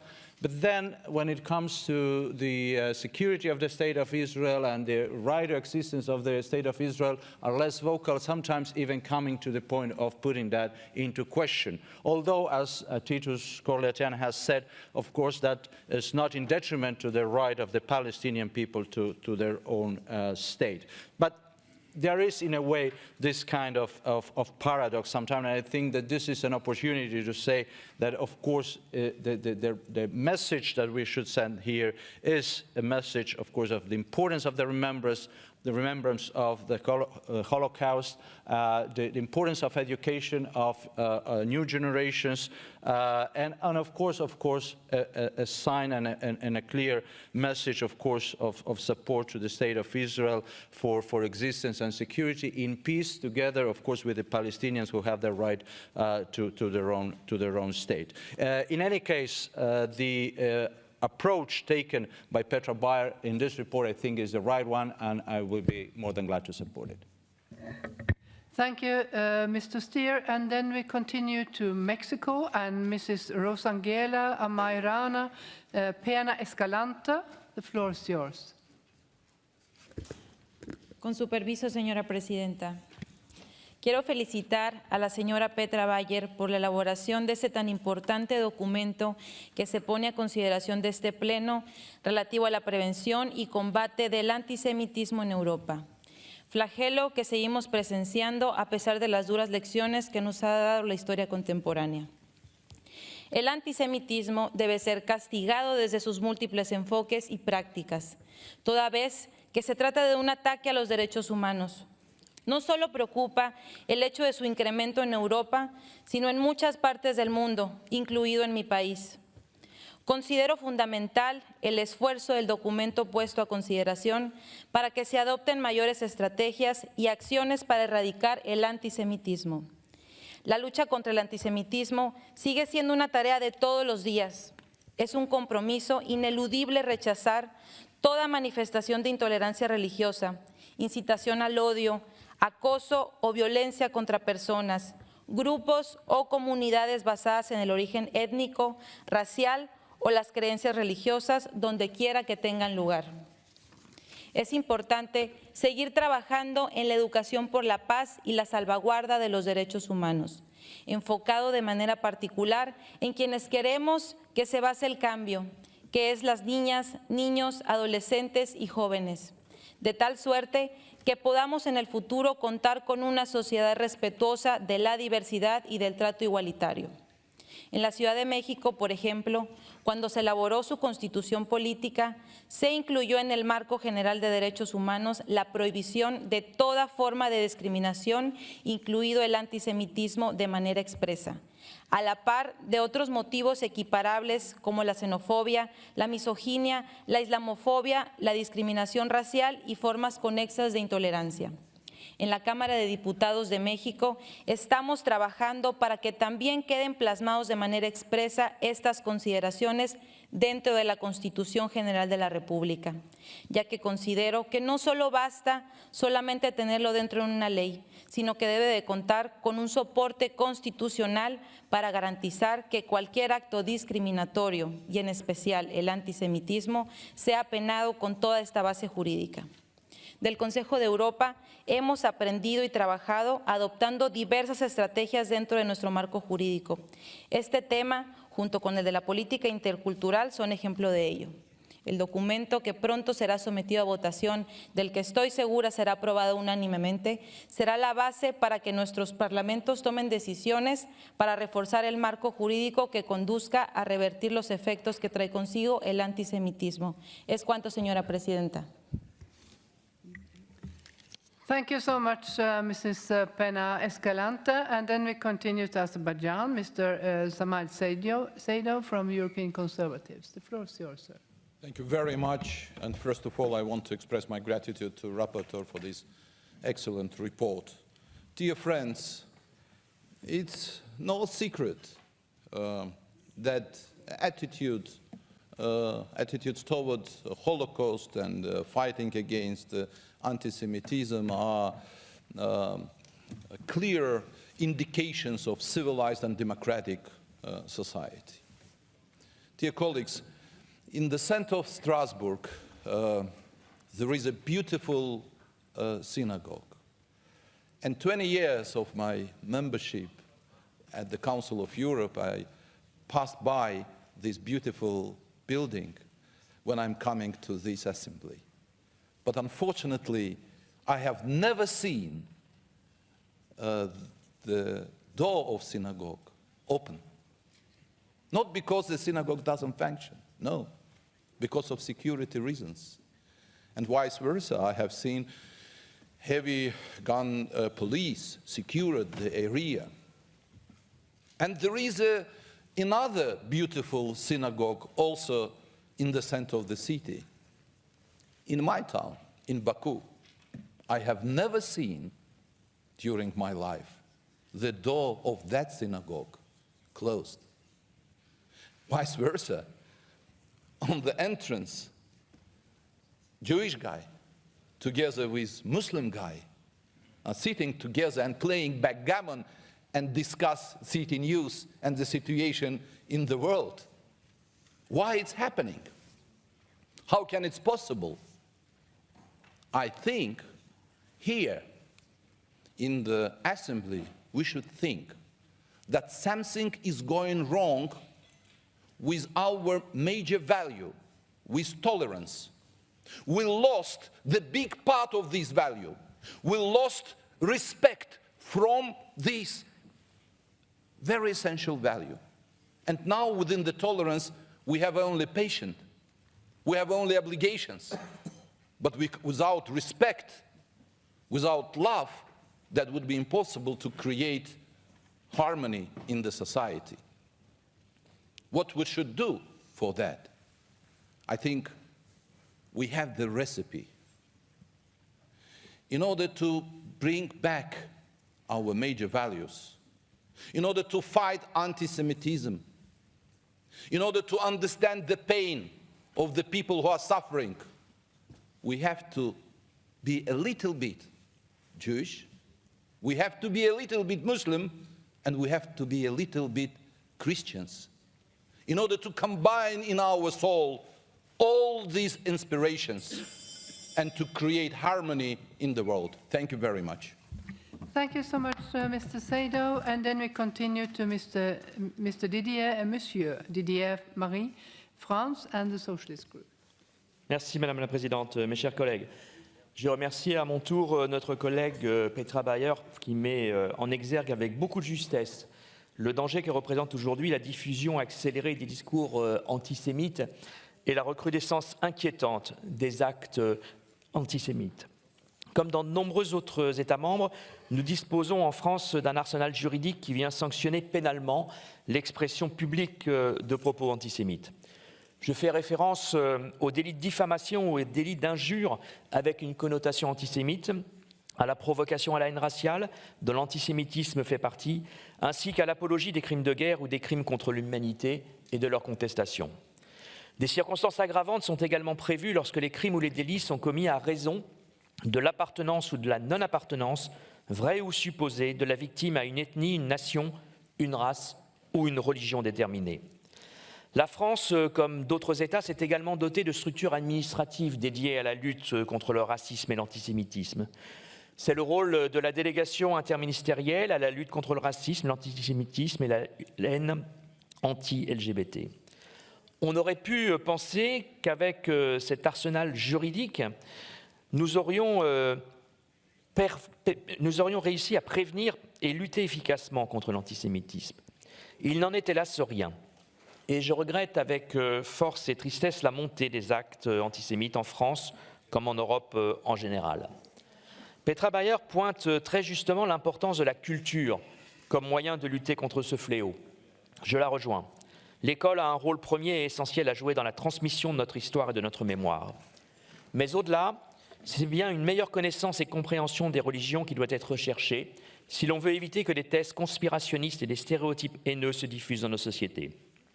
Les réseaux sociaux représentent à cet égard une menace particulière, en permettant une propagation particulièrement rapide et large des propos haineux. Les algorithmes utilisés favorisent la mise en avant des extrêmes et polarisent le débat public. Il est essentiel de lutter contre la haine en ligne, contre la désinformation et contre le phénomène des fake news, dans lesquels s'investissent les cercles antisémites les plus virulents. Laisser les discours de haine se propager sur les réseaux sociaux, c'est mettre notre démocratie en danger. Je soutiens donc l'appel lancé par notre rapporteur en faveur de la mise en œuvre du protocole additionnel à la Convention sur la cybercriminalité, relatif à l'incrimination d'actes de nature raciste et xénophobe commis par le biais de systèmes informatiques, ainsi que l'accent mis sur la régulation des plateformes numériques. La lutte contre le discours de haine en ligne, notamment à caractère antisémite, doit être une priorité dans chacun de nos États, et il est essentiel de renforcer la responsabilité des médias sociaux pour qu'ils suppriment rapidement les contenus antisémites. Je me félicite à cet égard qu'au sein de l'Union européenne, un accord provisoire ait été obtenu sur la législation relative aux services numériques. Il garantit la protection des droits des utilisateurs en soumettant les grandes sociétés d'Internet à un ensemble de dispositions claires à même de lutter contre les discours de haine. Je vous remercie. Thank you, Monsieur Maria. And then we continue to Iceland and Mr. Birgir Thorarinsson, and representing the EPP. Madam President, I want to talk about the power of education in combating prejudice. The most recent annual anti-Semitism worldwide report demonstrates a significant increase in various types of anti-Semitic incidents in most countries with large Jewish population during the year 2021. The report suggests that the number of anti-Semitic incidents in the world was directly impacted by two major events: the escalation of the conflict between Israel and Hamas in Gaza in May 2021, and the COVID-19 pandemic, as mentioned. In May last year, we once again saw an unacceptable reality when Israel defends itself, Jewish people across the world are attacked. During the pandemic, conspiracy theories flourished, including that the COVID-19 virus had been engineered and spread by Israel and the Jewish people. Madam President, despite the extensive efforts and resources invested in combating anti-Semitism in recent years, the phenomenon is on the rise. This has resulted in many Jewish people leaving Europe because they feel increasingly unsafe. 9 out of 10 Jewish people in Europe see anti-Semitism as a serious problem. We have to take this seriously. We have to act. More conferences won't help. The rapidly expanding digital world has enabled these violent messages to circulate quickly around the world. Dr. Robert Roset, historian at Vatisem in Jerusalem, believes that struggle against anti-Semitism requires a toolbox approach, tackling it from multiple angles. Through legal recourse, more rigorous policing of the internet, including social media, building bridges between religious groups, and of course, education. In the words of Nelson Mandela, education is the most powerful weapon which you can use to change the world. Education and information about the Holocaust must be used as a tool for combating anti-Semitism. We must ensure that the memory of the Holocaust continues to resonate with us, but also to use comprehensive and carefully developed educational tools to fight contemporary forms of anti-Semitism. In Iceland, there is a small Jewish community. The first synagogue is on the building plan, which the government and the people of Iceland welcomed. Madam President, I would like to encourage all member states to put more effort into education in order to combat anti-Semitism. And of course, we as legislators must all do our part in preventing hate crimes and hate speech. Thank you. Thank you, Mr. Torarinsson. And then we continue to Madame Nicole Duranto, France, and representing the ALDE. Merci Madame la Présidente. Mes chers collègues, je voudrais à mon tour remercier notre collègue Petra Bahr pour son excellent rapport qui met en lumière les évolutions inquiétantes de l'antisémitisme en Europe. Nos sociétés ont été secouées ces dernières années par diverses crises. Crise financière, crise migratoire et plus récemment la pandémie du Covid-19. L'agression de la Fédération de Russie contre l'Ukraine et ses répercussions a évidemment constitué un choc supplémentaire. Dans des sociétés confrontées à des difficultés, la menace conspirationniste et la tentation de trouver des boucs émissaires existent. Et malheureusement, bien souvent, les personnes de confession juive se retrouvent visées. Cette montée de l'antisémitisme, nous ne pouvons pas l'accepter. Comme le souligne très bien le directeur de l'Agence des droits fondamentaux de l'Union européenne, cité dans le rapport, l'antisémitisme est une question existentielle pour l'Europe, puisque l'Europe moderne s'est construite sur la répudiation de l'Holocauste. C'est une caractéristique fondamentale de notre approche des droits de l'homme. La Convention européenne des droits de l'homme, dans ses articles 9 et 14, garantit ainsi le droit à la liberté de pensée, de conscience et de religion, et elle interdit toute discrimination fondée notamment sur la religion. Nous devons tout mettre en œuvre pour assurer le respect de nos valeurs et cela suppose une mobilisation totale de nos sociétés, de nos États contre le racisme et l'antisémitisme. Le Conseil de l'Europe mène de nombreuses actions pour prévenir et lutter contre l'antisémitisme, notamment grâce aux travaux de la Commission européenne contre le racisme et l'intolérance, et ceux du représentant spécial de la secrétaire générale du Conseil de l'Europe sur les crimes de haine antisémites et anti-musulmans et toute forme d'intolérance religieuse. Nous devons les encourager à poursuivre leur action avec détermination. Notre Assemblée s'est déjà prononcée à plusieurs reprises, notamment en 2007 et 2016, pour combattre résolument l'antisémitisme en Europe. Aujourd'hui, face aux nouveaux défis, notamment liés aux réseaux sociaux qui propagent la haine en ligne et à une montée de la violence de proximité, nous devons réaffirmer notre engagement et celui de nos États. Je veux témoigner ici de l'engagement de la France dans ce combat au plus haut niveau. Comme Petra Bahr, je suis convaincue que l'éducation, la culture doivent occuper une place centrale dans cette lutte, car la connaissance des religions et de notre histoire est le meilleur atout pour prévenir l'antisémitisme et pour éviter à nos concitoyens d'être bernés par les thèses conspirationnistes. La lutte contre la haine en ligne doit également être une priorité et je soutiens pleinement les propositions du rapport en faveur d'une meilleure régulation des plateformes numériques et d'une ratification rapide du protocole additionnel à la Convention sur la cybercriminalité. Je vous remercie. Merci, Madame Duranto. Then we continue to Lord Leslie Griffiths from the Socialists and United Kingdom. The floor is yours. Thank you, Madam Chair. I stand here as a recent national church leader and a more recent actor in the world of politics. And from both sectors, I recognize the capacities that exist that prove anti-Semitic attitudes have been bred into, hardwired into the DNA of people in our public life. And I'm most grateful to Petra Bahr for her report that has laid bare to much of this, and indeed to the rich speech that we had from the rabbi following her speech earlier. In Britain, though anti-Semitism is a cross-party concern, my own party, the Labour Party, suffered years of mismanagement and a lack of leadership which allowed anti-Semitism to flourish. Happily, our recent results, including in the local elections, indicate that relations with the Jewish community are on the mend. The lesson for us was that we required a vocal leadership willing to speak out, to boot anti-Semites out of our party, to establish regular engagement with the Jewish community, and to treat people with respect and investigate their concerns when they told us they were being victimized, and not to pretend that they were overstating the problem. The prevalence of anti-Semitism is only too obvious from recent events, and others have mentioned that.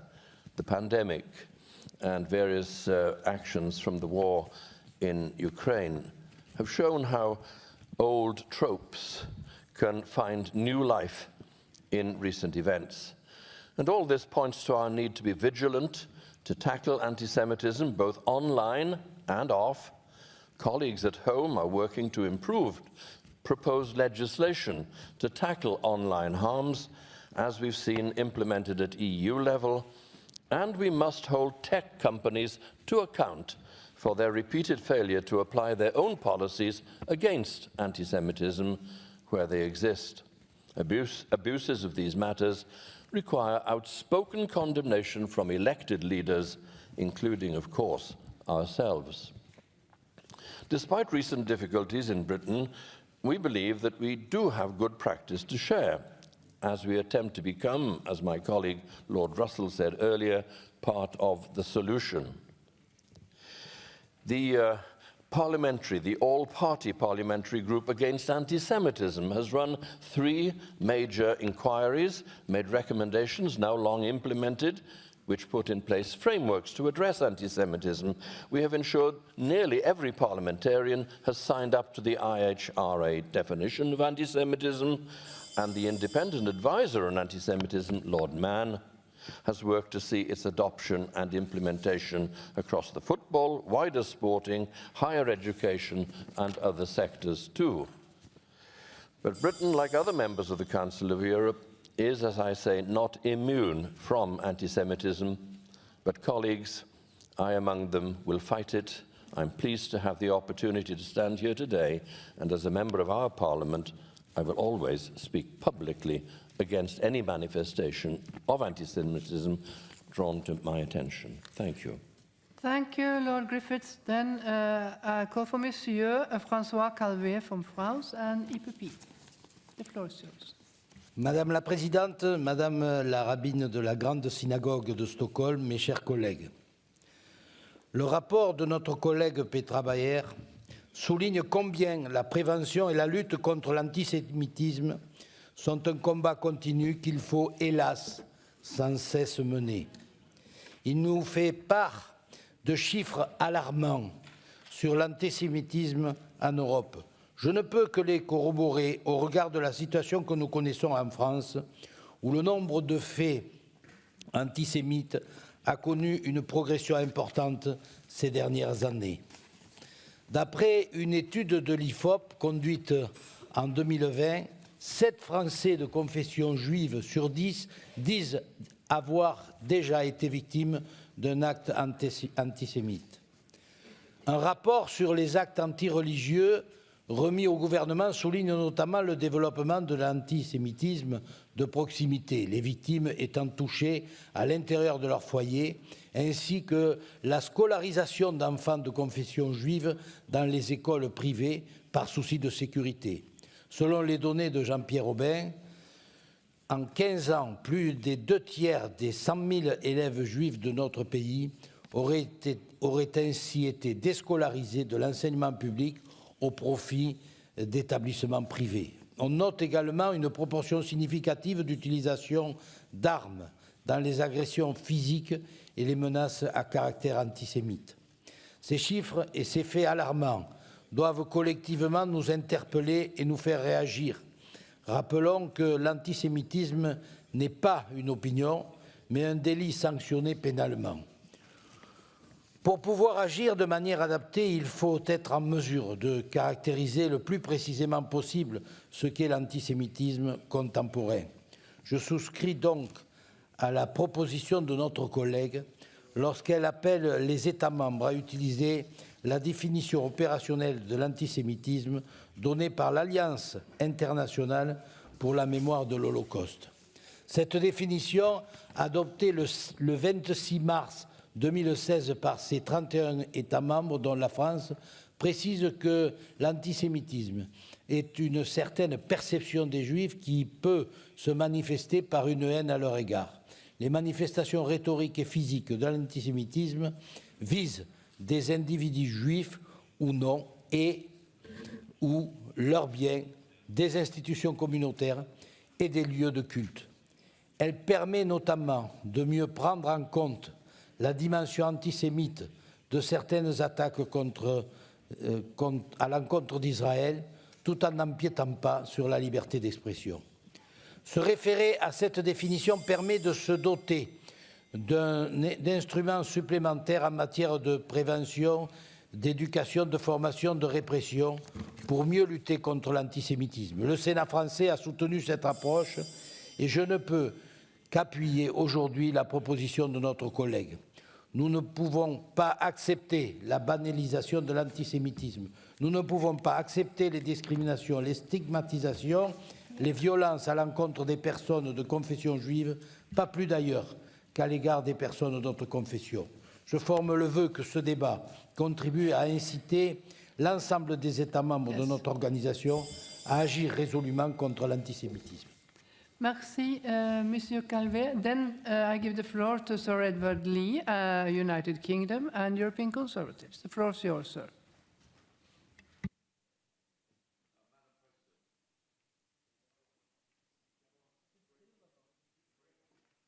Yes, the grey one. Yeah, the grey one. Yeah, there. Yeah. Can you all hear me? Thank you very much for calling me in this debate. It's a great honour to speak in this debate because the scourge of anti-Semitism is something that disfigures and has disfigured large parts of Europe and European history. I'm pleased to say that the only country I can speak of with any real knowledge, United Kingdom, has enjoyed over the last century extremely good relations with our Jewish community. There was large Jewish community in the United Kingdom at the end of the 19th century, following pogroms in Russia and other places. I have to say that the way that the Jewish community has integrated itself in the United Kingdom is an absolute object lesson for every single immigrant community. There is quite a large Jewish population. They have fully integrated themselves, taken English names. They have risen to the top of every part of society. I mean, it would be there are religious Jews, there are liberal Jews, there are Orthodox Jews. In many cases, it's impossible to know that they are anything but completely loyal, hardworking members of the United Kingdom. So I think the message I want to give to other immigrant communities is you are very welcome in our society, but you have to try and integrate yourself fully into our society and proclaim that, of course, if you are religious, your religion is terribly important to you and you should have an absolute right to practice it. And you can be Jewish or anything else, but first of all, you are British and loyal to Great Britain. And that is what our Jewish community has done. And that is why there is very little anti-Semitism in the United Kingdom. Now, often anti-Semitism, the attacks on Israel are a sort of proxy for anti-Semitism. But I think it is perfectly possible for many of us, particularly those of us of a conservative persuasion, to embrace Judaism, to fully support the right of Israel to exist, but also to proclaim the rights of Palestinians to fairness and to their own statehood. And I think if you put it in that way, you cannot be accused of being anti-Semitic.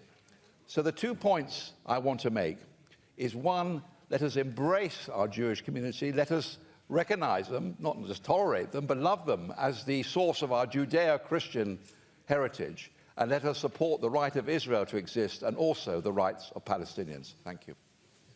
Thank you so much, Sir Lee. Then, and the last speaker before I close the list, I give to Mrs. Christina Erotto-Crito, Socialist. The floor is yours. Thank you, Madam President. First of all, let me thank our colleague, Mrs. Petra Bayer, for this excellent and concise report. Dear colleagues, unfortunately, anti-Semitism is once again on the rise in Europe. Anti-Semitism is a grave human rights violation and should be condemned and treated as such. Preventing and combating the phenomenon should be a priority in all our member states. Jews do not mastermind any global plot, nor have they manipulated events to further their goals. These long-standing anti-Semitic myths and conspiracy theories, as well as the vehemence of their claims, serve as a chilling reminder that groups across Europe, that extreme groups across Europe still use Jewish people as scapegoats in numerous occasions and crises, stirring up violent discourse and action against them for political gain. However, what is even more alarming is that many people of the Jewish community are fleeing Europe because of the increasing aggressions against them, as Jewish representatives in Brussels have already warned. A study published in 2021 by the Action and Protection Foundation, an organization that monitors anti-Semitic aggressors and hate crimes, clearly shows that anti-Semitism is deep-rooted and even increasing in Europe some 80 years after the Holocaust. According to the same study, anti-Semitic sentiment is strongest in Greece, Poland, Slovakia, and Romania, while Germany was a country with the greatest number of violent anti-Semitic attacks in the EU in 2020, with 59 recorded cases. At the same time, anti-Semitic incidents have sharply risen in France, the country with the most Jewish population globally after Israel and the United States. That is why fostering Jewish life in Europe, promoting an image of tolerance, encouraging interfaith dialogue, respect for diversity and multiculturalism is of paramount importance. History teaching of the Holocaust should also be included in school curricula as a matter of priority. Holocaust remembrance ceremonies not only need to be conserved, but also enriched with educational visits to Holocaust memorials, Jewish museums, and former concentration camps. In Cyprus, every year on the 27th of January, we honor and remember the millions of victims of this atrocious crime in history. This day constitutes an occasion of remembrance, reflection, and assertion of Cyprus's unwavering commitment to counter anti-Semitism, racism, and other forms of intolerance and discrimination. We welcome all the provisions of the draft resolution before us, especially as regards the criminalization of the denial, trivializing or condoning of the Holocaust. We have to step up efforts in deploying and funding targeted action plans to this effect. We also commend the steps taken by the Assembly and other Council of Europe bodies in the fight against anti-Semitism, particularly the European Commission Against Racism and Intolerance. Any form of hate speech against religious or ethnic groups must be uprooted. Thank you. Thank you so much, and that concludes the list of speakers. I must now interrupt the list of speakers. The speeches of members on the speakers list who have been present during the debate but have not been able to speak may be given to the table office for publication in the official report. I remind colleagues that typed written text must be submitted electronically no later than 4 hours after the list of speakers is interrupted. I call Mrs. Bayer, a rapporteur, to reply to the debate, and you have 5 minutes. The floor is yours. Thank you very much, Mrs. President. Yeah, thank you all my colleagues for this very rich debate, for this broad support on this report. And I think most of what is said I totally agree with. Just to tackle some issues, yes, legal measures are important. The new approach of the European Union to ask the member countries to appoint coordinators is important and really makes a difference, obviously, in many cases. I also totally agree that it's so important to have data, disaggregated data about anti-Semitism, because we really just can act and can make evidence-based policy if we know what's going on where and who are the victims and who are the perpetrators. I also totally agree that it's so important to include young people, to have education that is really tailor-made for diverse groups, also not only the young, also I think the elderly sometimes need education on this.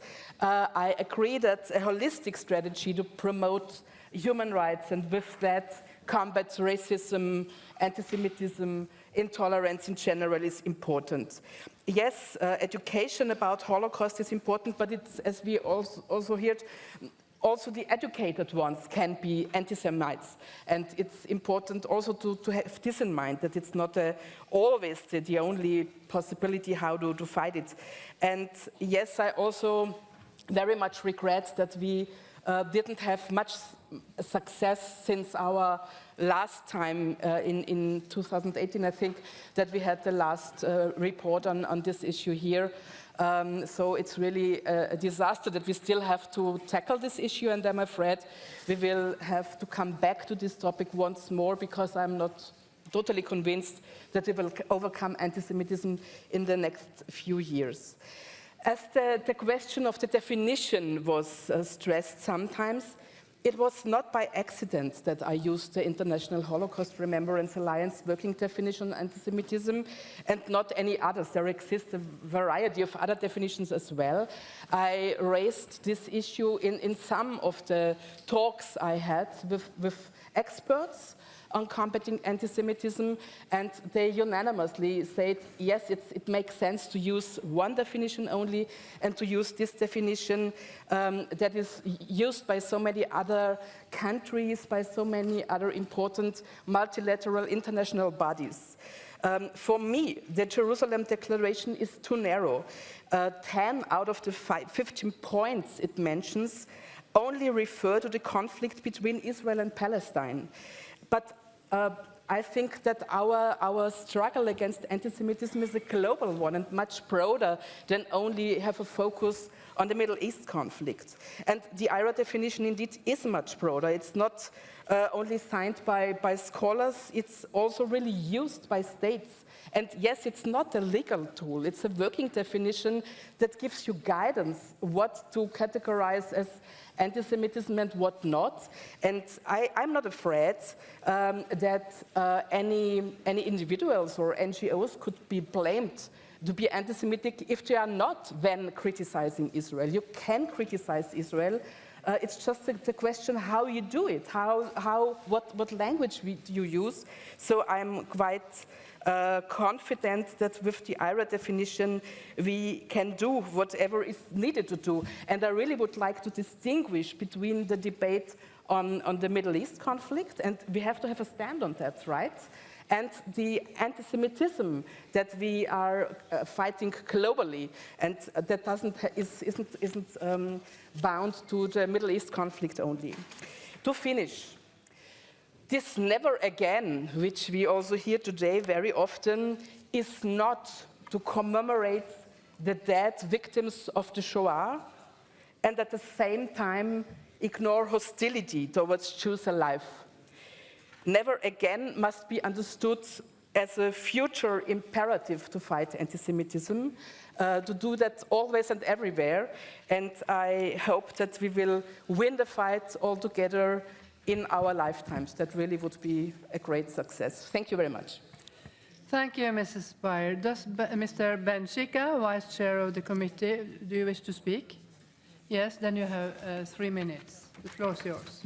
Dear President, Mrs. Beyer, Mrs. Steyer, dear colleagues, in the name of the members of the Committee on Equality and Non-Discrimination, I would like to congratulate our rapporteur, Mrs. Petra Beyer, for her work on this report and for her dedication. I would also like to thank Mrs. Steyer for coming from Sweden to Strasbourg to address the Assembly in a plenary. Thank you very much. The report we presented to you today is a result of several rounds of discussion. 2 hearings in the committee and a numerous consultation with the Council of Europe and with external partners. I know that Mrs. Beyer cooperated closely with the European Commission Against Racism and Intolerance, which published last year its revised General Policy Recommendation number 9 on preventing and combating anti-Semitism. Our committee and the No Hate Parliamentary Alliance indeed have an excellent cooperation with ICRI, and I hope it will continue to develop. Her work contributes to raising awareness on the multiple challenges faced by Jewish communities today in Europe. It stressed that anti-Semitism is not a threat from the past. It sheds a light on the rise of anti-Semitic attacks online, on the high level of prejudice against Jewish people and European societies, and on the emerging conspiracy accusation of Jewish people of creating, spreading, and benefiting from the COVID-19 health crisis. This report recalls that preventing and combating anti-Semitism is a concern for all of us. The resolution presents concrete action to tackle anti-Semitic at national and international level. It calls on the Council of Europe member states to step up efforts to ensure support and protection to prevent and combating hatred and discrimination. There was an unanimity for the draft resolution at the committee meeting held in Stockholm in May, showing a strong support of the committee for this text. And I hope you will also be in position to support this text. Our Assembly should send a strong message today and clearly state that there is no place for hatred in Europe. Thank you very much.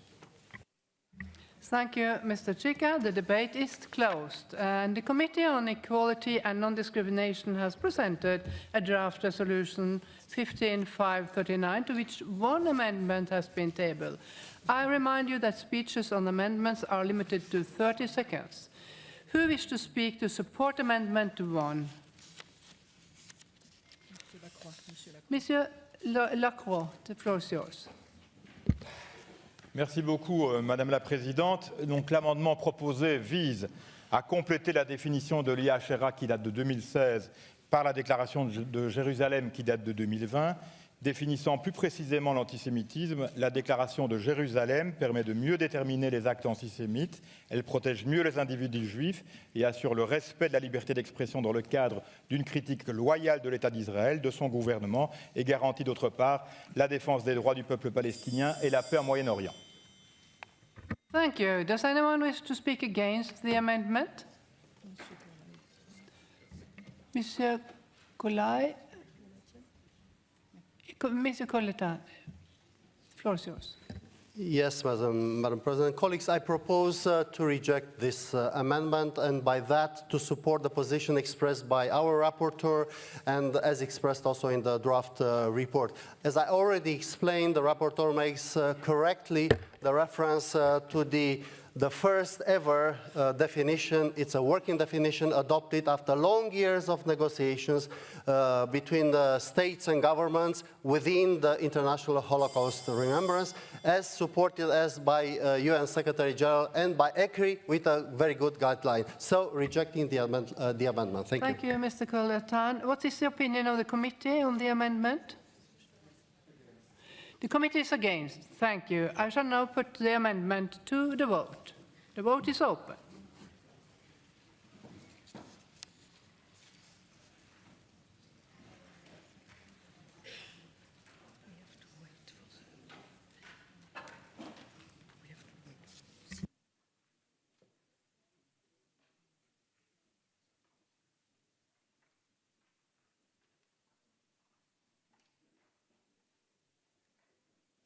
The vote is closed. I call for the result to be displayed.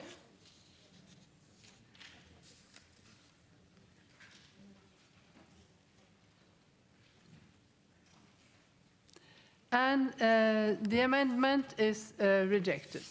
Thank you. I will now proceed to vote on the draft resolution contained in document 15/539 as amended. A simple majority is required, and members present in the chamber should use the hemicycle voting system, and the vote is now open.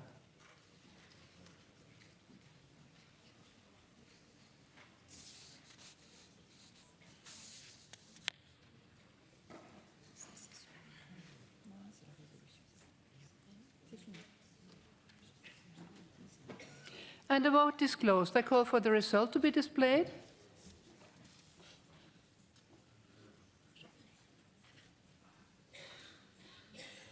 And the draft resolution document 15/539 is adopted. Thank you.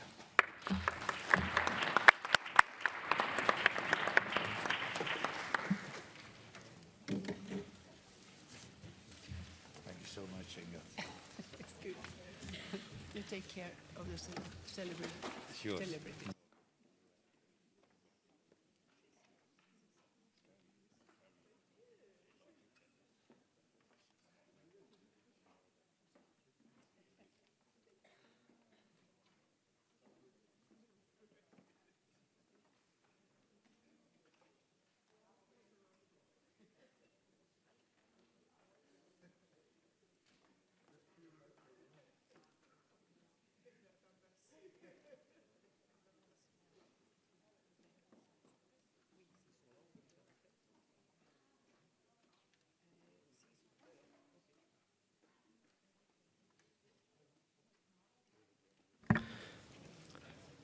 Son Excellence, Madame Katerina Sakellaropoulou, présidente de la République hellenique.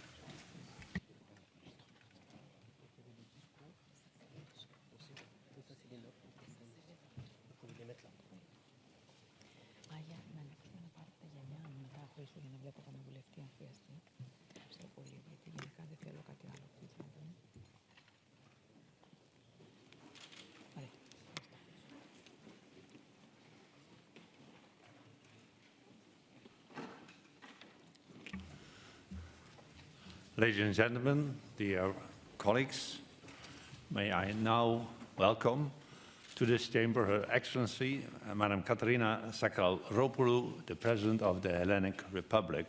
The President will address us and answer questions.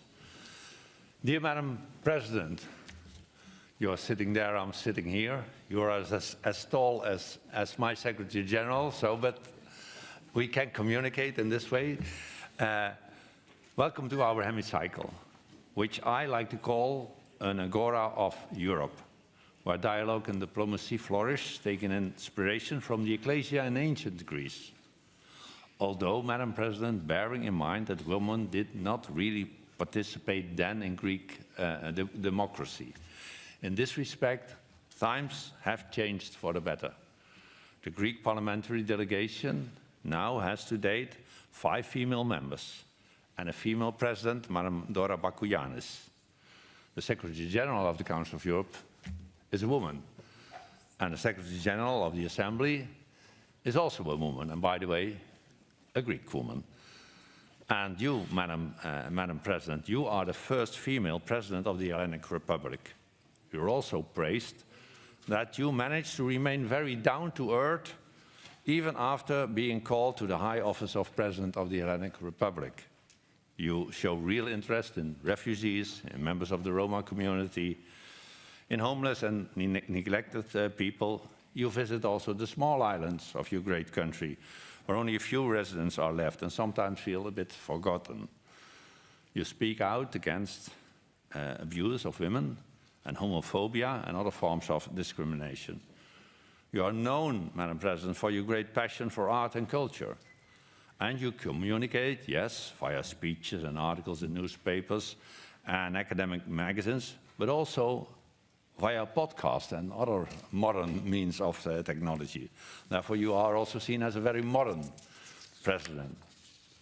Madam President, you are also a unanimously elected president, and unanimity is not the first thing which comes to mind when observing politics in general nowadays, although this assembly proves regularly that it is possible to develop a common position in essential matters. I refer to decisions taken here with regard to recent crises, such as the protection of human rights in times of a pandemic and the consequences of the Russian war of aggression against our member state, Ukraine.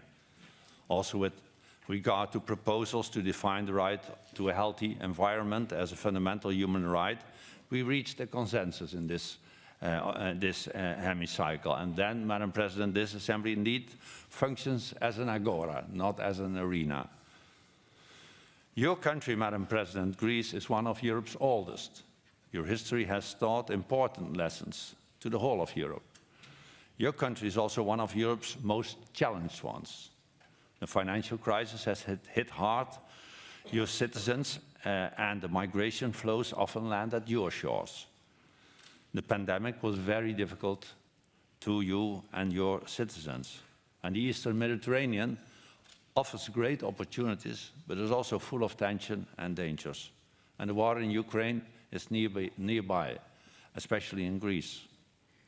Madam President, taking into account your personal, political and legal experience and expertise, including in the fields of human rights and environmental protection, we very much look forward to hear your vision on how to address the many challenges that Greece and Europe are currently facing. Madam President, thank you again very much for your presence here today, and may I please ask you to take the floor.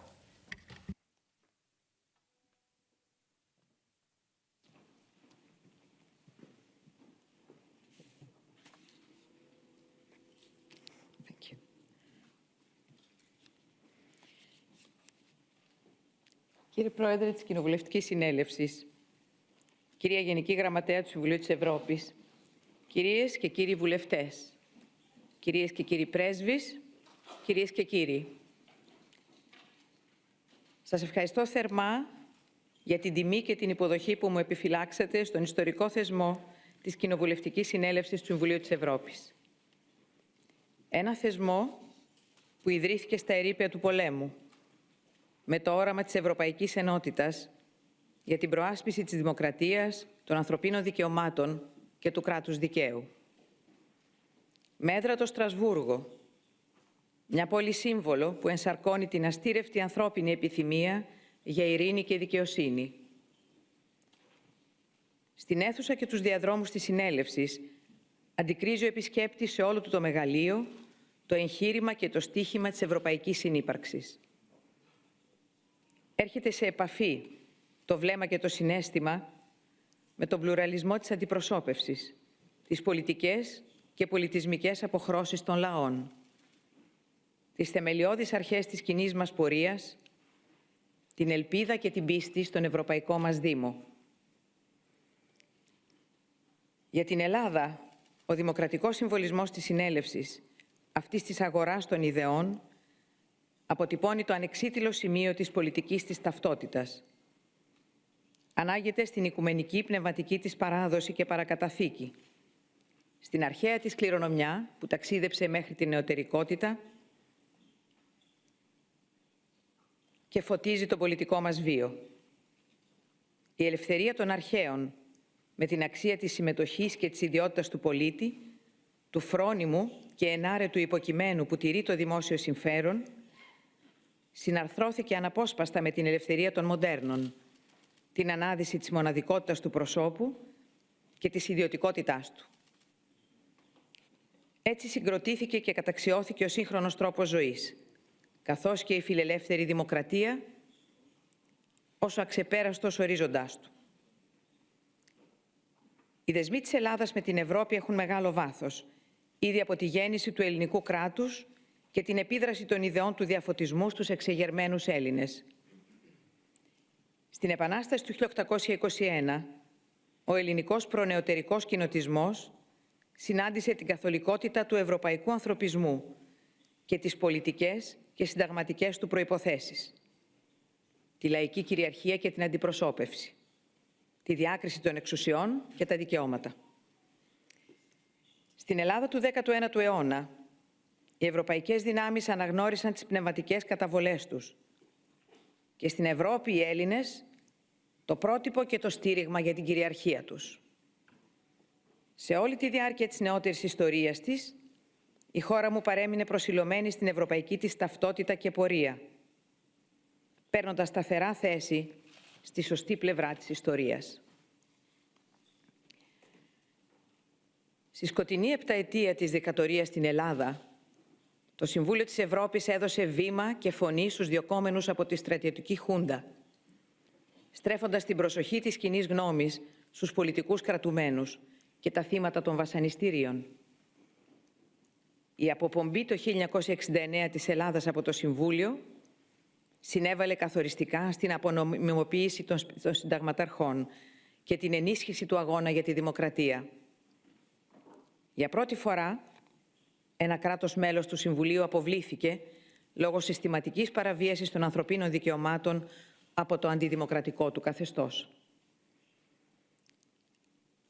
Τα τελευταία 40 χρόνια, η πιο ειρηνική και προοδευτική περίοδος της Ελλάδας, την οποία συνοπτικά αποκαλούμε μεταπολίτευση, συνέπεσε διόλου τυχαία με την ευρωπαϊκή ενοποίηση και ανάπτυξη.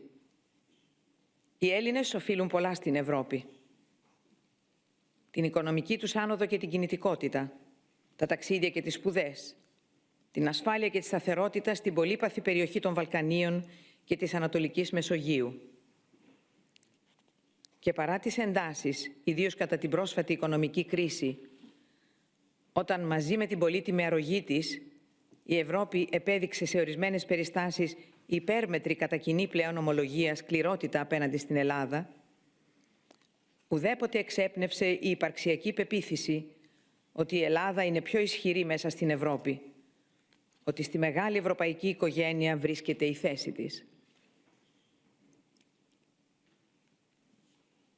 Σήμερα, η χώρα μου και η Ευρώπη αντιμετωπίζουν από κοινού εξαιρετικά απαιτητικές προκλήσεις που αφορούν τόσο τις υλικές, όσο και τις θεσμικές συνθήκες εκπλήρωσης και απόλαυσης της δημοκρατίας. Η εποχή των αλλεπάλληλων κρίσεων έχει διαταράξει το status quo του μεταπολεμικού ευρωπαϊκού κράτους δικαίου.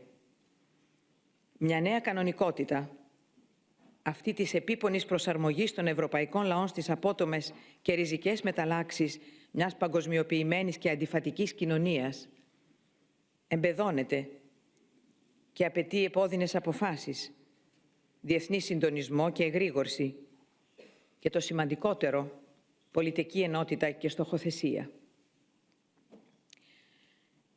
Η Ευρώπη έχει φτάσει σε ένα κρίσιμο σταυροδρόμι, καθώς η πολυμήχανη ιστορία ανατρέπει τις όποιες ψευδαισθήσεις μας για τη γραμμική ή την ορθολογική της εξέλιξη και μας επαναφέρει στις πιο σκοτεινές μας εμπειρίες. Σήμερα βιώνουμε πάλι την έγερση των εθνικισμών και τη βαρβαρότητα που προκαλεί ανίποτο πόνο, καταστροφή και θάνατο. Ο απρόκλητος και αποτρόπαιος πόλεμος της Ρωσίας στην Ουκρανία μας παραπέμπει στην παράνομη εισβολή της Τουρκίας στην Κύπρο πριν από 48 χρόνια. Η Ελλάδα από την πρώτη στιγμή στάθηκε στο πλευρό της Ουκρανίας και μαζί με τους εταίρους μας καλέσαμε τη Ρωσία να συμμορφωθεί με το διεθνές δίκαιο. Η ρωσική επίθεση, ωστόσο, δεν συνιστά μόνο μια εδαφική ή γεωστρατηγική διεκδίκηση. Υποδηλώνει την ευθεία και ολομέτωπη αμφισβήτηση της φιλελεύθερης δημοκρατίας και των ευρωπαϊκών αξιών. Πίσω από τα στιγερά εγκλήματα πολέμου κρύβεται ο αυταρχικός αναθεωρητισμός και η βούληση να αναδιαταχθεί με κάθε μέσο και κόστος ο άξονας της ιστορίας. Η επιδρομή της Ρωσίας δεν αφορά μόνο τον ηρωικό ουκρανικό λαό, που μας δίνει το πιο υψηλό παράδειγμα αυταπάρνησης και πατριωτισμού. Είναι υπόθεση όλων μας. Το όραμα της ειρήνης και της ελευθερίας ενίοτε απαιτεί βαρύ φόρο αίματος και αυτόν καταβάλουν σήμερα οι γενναίοι Ουκρανοί. Έχουν το θαυμασμό, την αλληλεγγύη και την ανυποχώρητη υποστήριξή μας.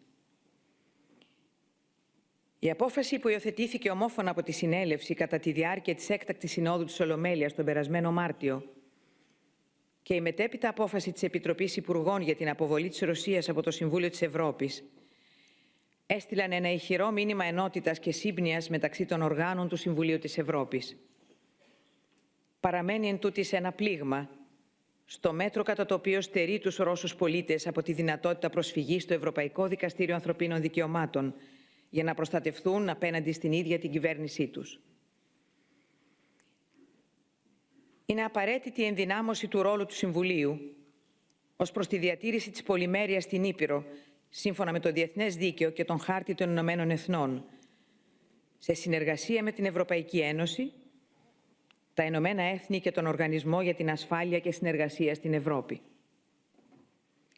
Σε αυτό το πλαίσιο εγγράφεται και η ομόφωνα υιοθετηθήσα από την Ολομέλεια της Κοινοβουλευτικής Συνέλευσης πρόταση περί συστάσεως ad hoc διεθνούς δικαιοδοτικού οργάνου για τη διερεύνηση των εγκλημάτων που διαπράττονται στην Ουκρανία από ρωσικές στρατιωτικές δυνάμεις. Είναι γνωστό το ενδιαφέρον της Ελλάδας για την περιοχή της Μαριούπολης, όπου διαβεί επί αιώνες ελληνική κοινότητα άνω των 100.000 ανθρώπων. Η Υπουργική Σύνοδος στο Τωρίνο αποφάσισε να συγκροτήσει υψηλή ομάδα προβληματισμού και να εξετάσει τις νέες προκλήσεις για τον οργανισμό. Είναι τιμή για τη χώρα μου το γεγονός ότι η Γενική Γραμματέας του Συμβουλίου επέλεξε στην ομάδα αυτή να συμμετέχει ένας Έλληνας, ο Ευάγγελος Βενιζέλος.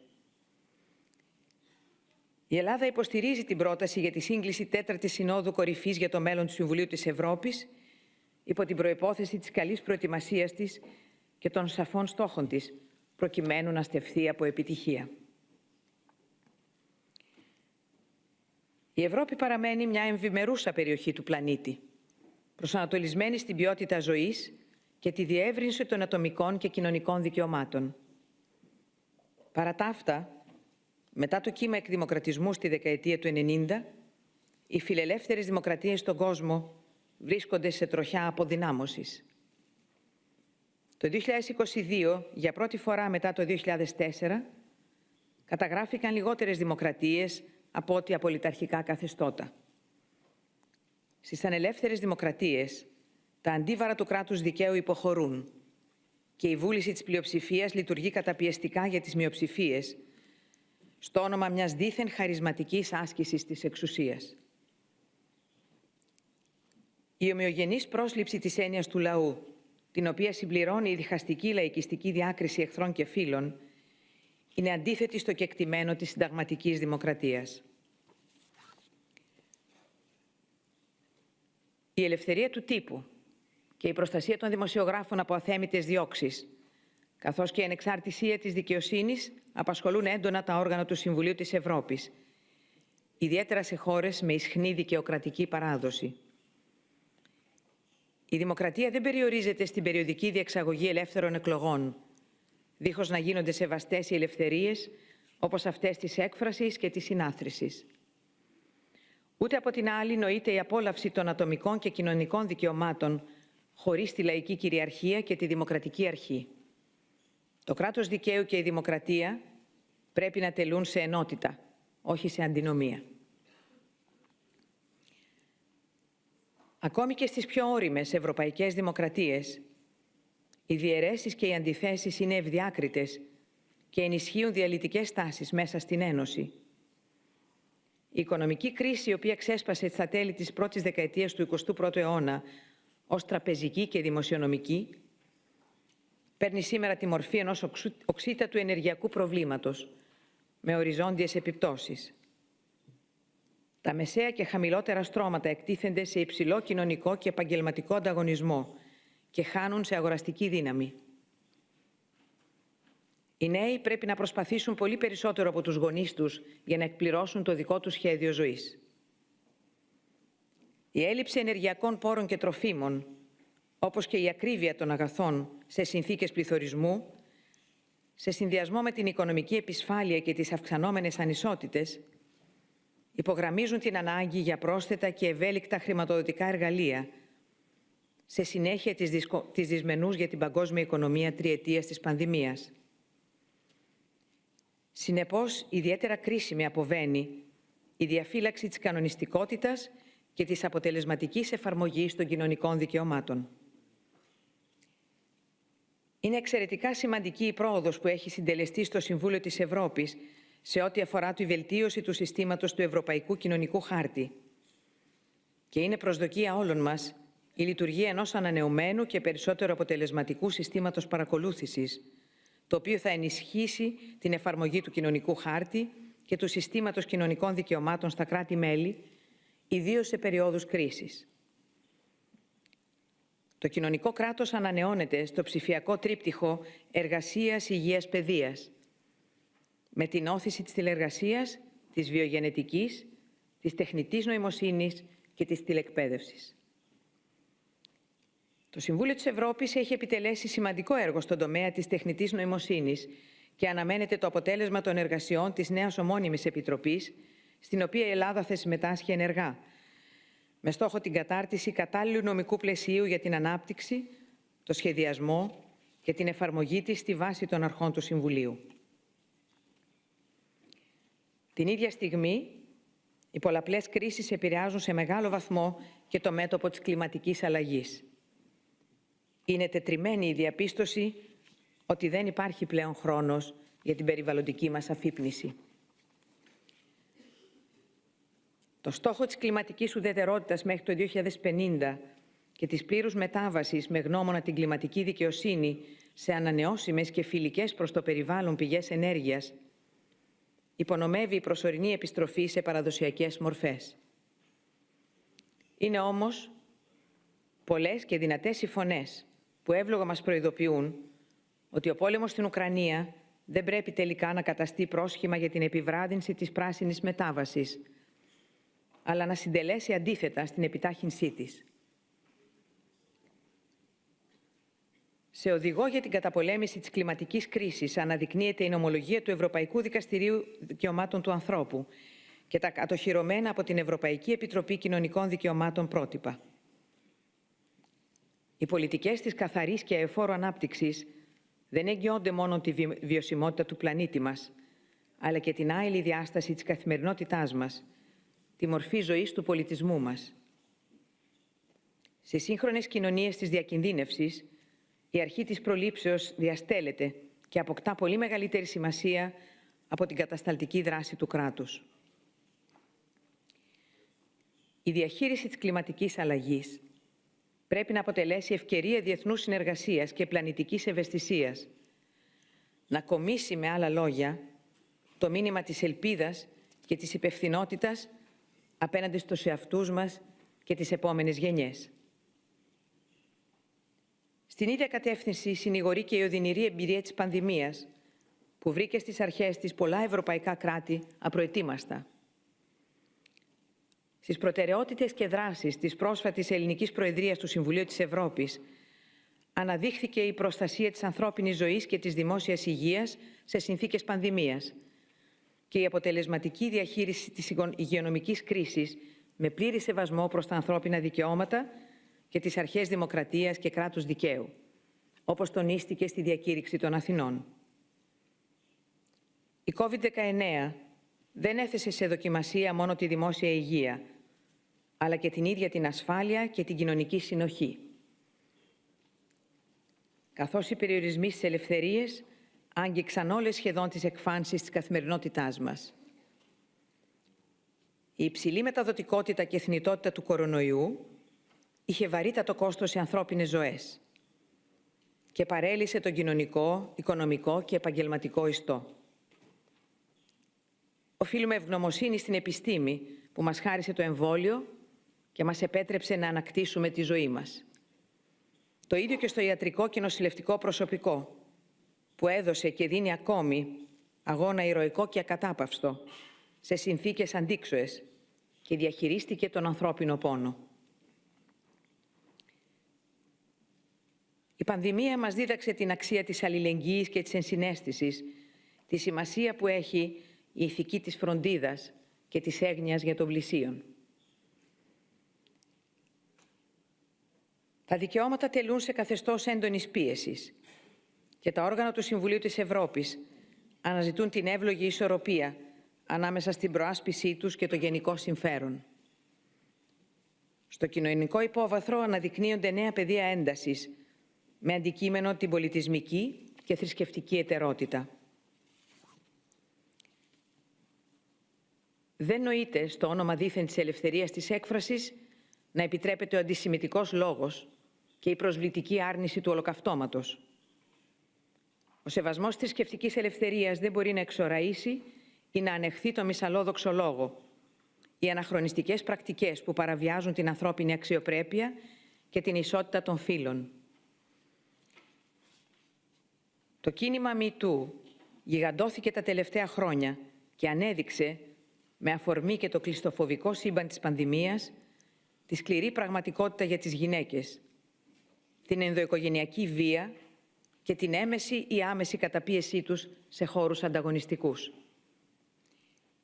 Η Σύμβαση του Συμβουλίου της Ευρώπης για την πρόληψη και καταπολέμηση της βίας κατά των γυναικών και της ενδοοικογενειακής βίας, η Σύμβαση της Κωνσταντινούπολης, αποτελεί την πυξίδα της δράσης μας. Χαίρομαι ιδιαίτερα που και η Ουκρανία πρόσφατα επικύρωσε τη σύμβαση αυτή. Το Συμβούλιο της Ευρώπης, σε ό,τι αφορά τα δικαιώματα των γυναικών και των παιδιών έχει επιδείξει σημαντικό έργο, με έμφαση στη συναφή στρατηγική που παρουσιάστηκε επί Ιταλικής Προεδρίας στη Ρώμη. Παράλληλα, στον τομέα της απασχόλησης, τα κράτη οφείλουν να δραστηριοποιηθούν στην καταπολέμηση της βίας και της παρενόχλησης στον κόσμο της εργασίας και να ευαισθητοποιήσουν σχετικά τους κοινωνικούς εταίρους και τους πολίτες τους.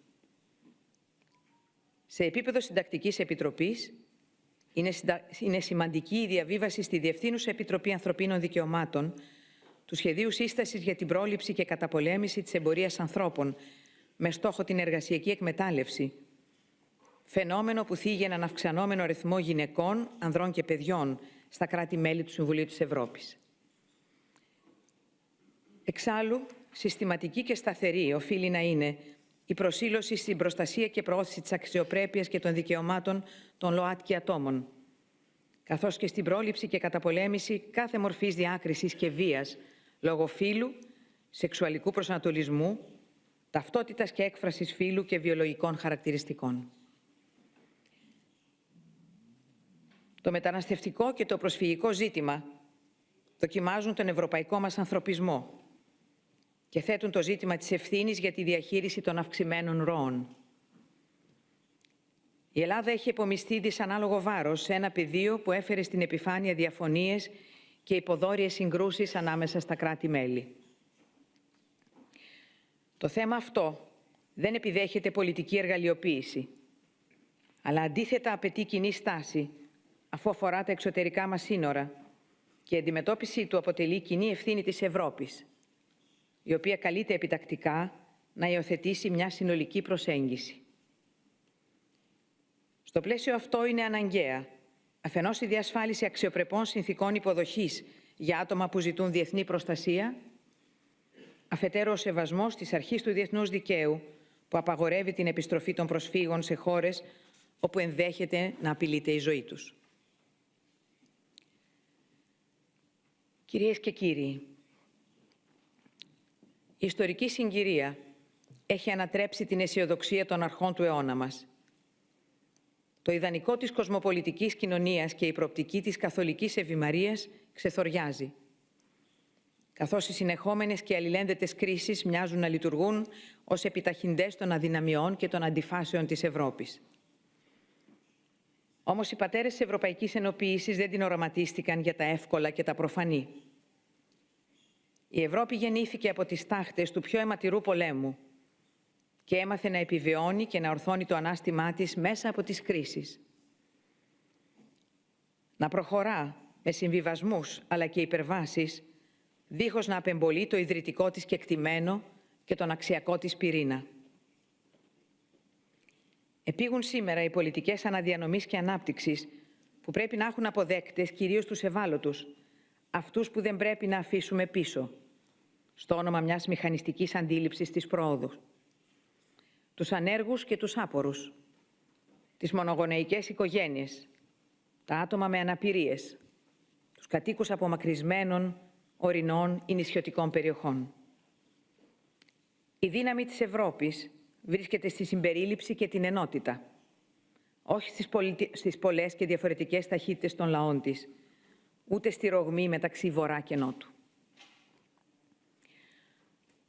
Ο πόλεμος στην Ουκρανία επέδρασε καταλυτικά στην αφύπνιση και χαλίβδωση της ευρωπαϊκής μας συνείδησης και των δημοκρατικών μας αντανακλαστικών.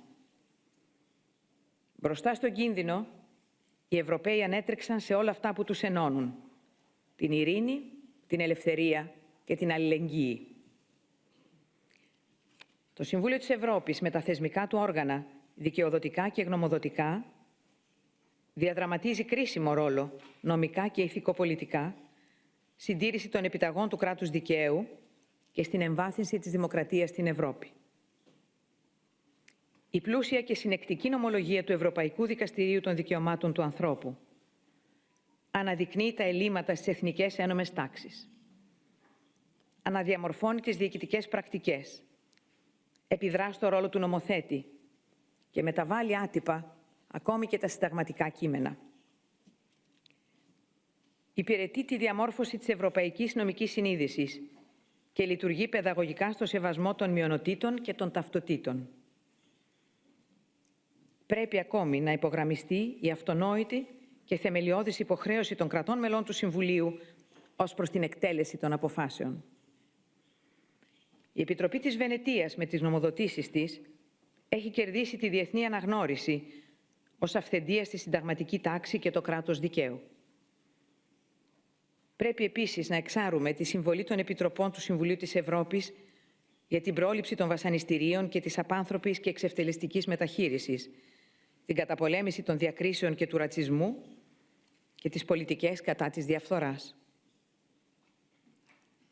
Η ενίσχυση της στρατηγικής συνεργασίας του Συμβουλίου της Ευρώπης με την Ευρωπαϊκή Ένωση, η οποία αποτελεί τον πολυτιμότερο και περισσότερο αξιόπιστο εταίρο του, είναι κρίσιμη για τη συνοχή και εφαρμογή των ευρωπαϊκών θέσεων. Με τον τρόπο αυτό θα αξιοποιηθούν κατάλληλα τα συμπεράσματα της πρόσφατης διάσκεψης για το μέλλον της Ευρώπης και οι προτάσεις της τελικής έκθεσης. Σημαντικό επίσης βήμα θα αποτελέσει η ολοκλήρωση των διαπραγματεύσεων για την ένταξη της Ευρωπαϊκής Ένωσης στην Ευρωπαϊκή Σύμβαση Δικαιωμάτων του Ανθρώπου.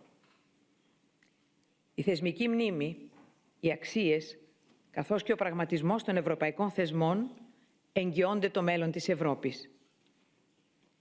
Πάνω απ' όλα όμως, πέραν των πολιτικών ή των οικονομικών θεσμών, είναι το κοινό και βαθύ μας βίωμα. Αυτή η πλούσια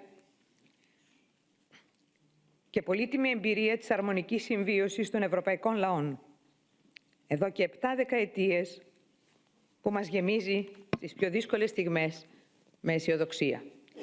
Σας ευχαριστώ.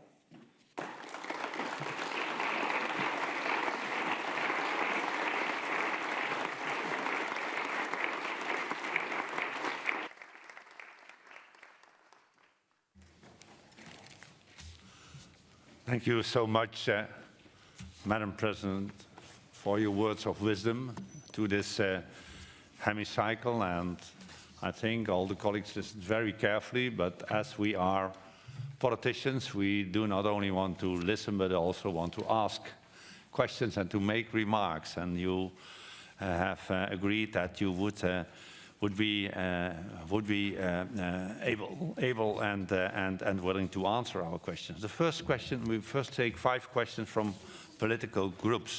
The first question comes from Mr. Simon Moutquin from Belgium, and he will ask a question on behalf of the group of the Socialists, Democrats and Greens, and every speaker will have 30 seconds. Simon, you have the floor. Merci, Monsieur le Président, Madame la Présidente, Votre Excellence. Je suis ravi de commencer cette séance de questions avec vous. À la lumière de votre passé, qui est un passé de juriste, qui plus est dans le droit environnemental, à la lumière de la constitution grecque qui inscrit déjà le droit à l'environnement dans sa constitution, mais aussi à la lumière des terribles incendies que vous vivez beaucoup en Grèce, et je pense actuellement à l'incendie au sud d'Athènes, j'aurais voulu avoir votre avis sur l'ancrage du droit à l'environnement sain dans les instruments juridiques du Conseil de l'Europe, et qui plus est un protocole additionnel à la Convention européenne des droits de l'homme. Je vous remercie. Thank you, Simon. Madam President. Το ζήτημα που θέτεται, η προστασία του περιβάλλοντος, είναι εξαιρετικής σπουδαιότητας για όλους μας. Είναι το μέλλον του πλανήτη. Και όπως όλοι γνωρίζουμε, η κλιματική κρίση, η κλιματική αλλαγή ήταν ήδη παρούσα και απασχολούσε προϊόντος του χρόνου την κοινωνία, τους θεσμούς. Απλώς οι εξελίξεις με την πανδημία σε πρώτο χρόνο και τώρα μετά την εισβολή της Ρωσίας στην Ουκρανία έχουν μετατοπίσει το ενδιαφέρον και το βάρος που δίναμε. Αυτό όμως δεν σημαίνει ότι δεν εξακολουθεί. Η κλιματική κρίση είναι εδώ, είναι παρούσα και θα πρέπει να αντιμετωπιστεί.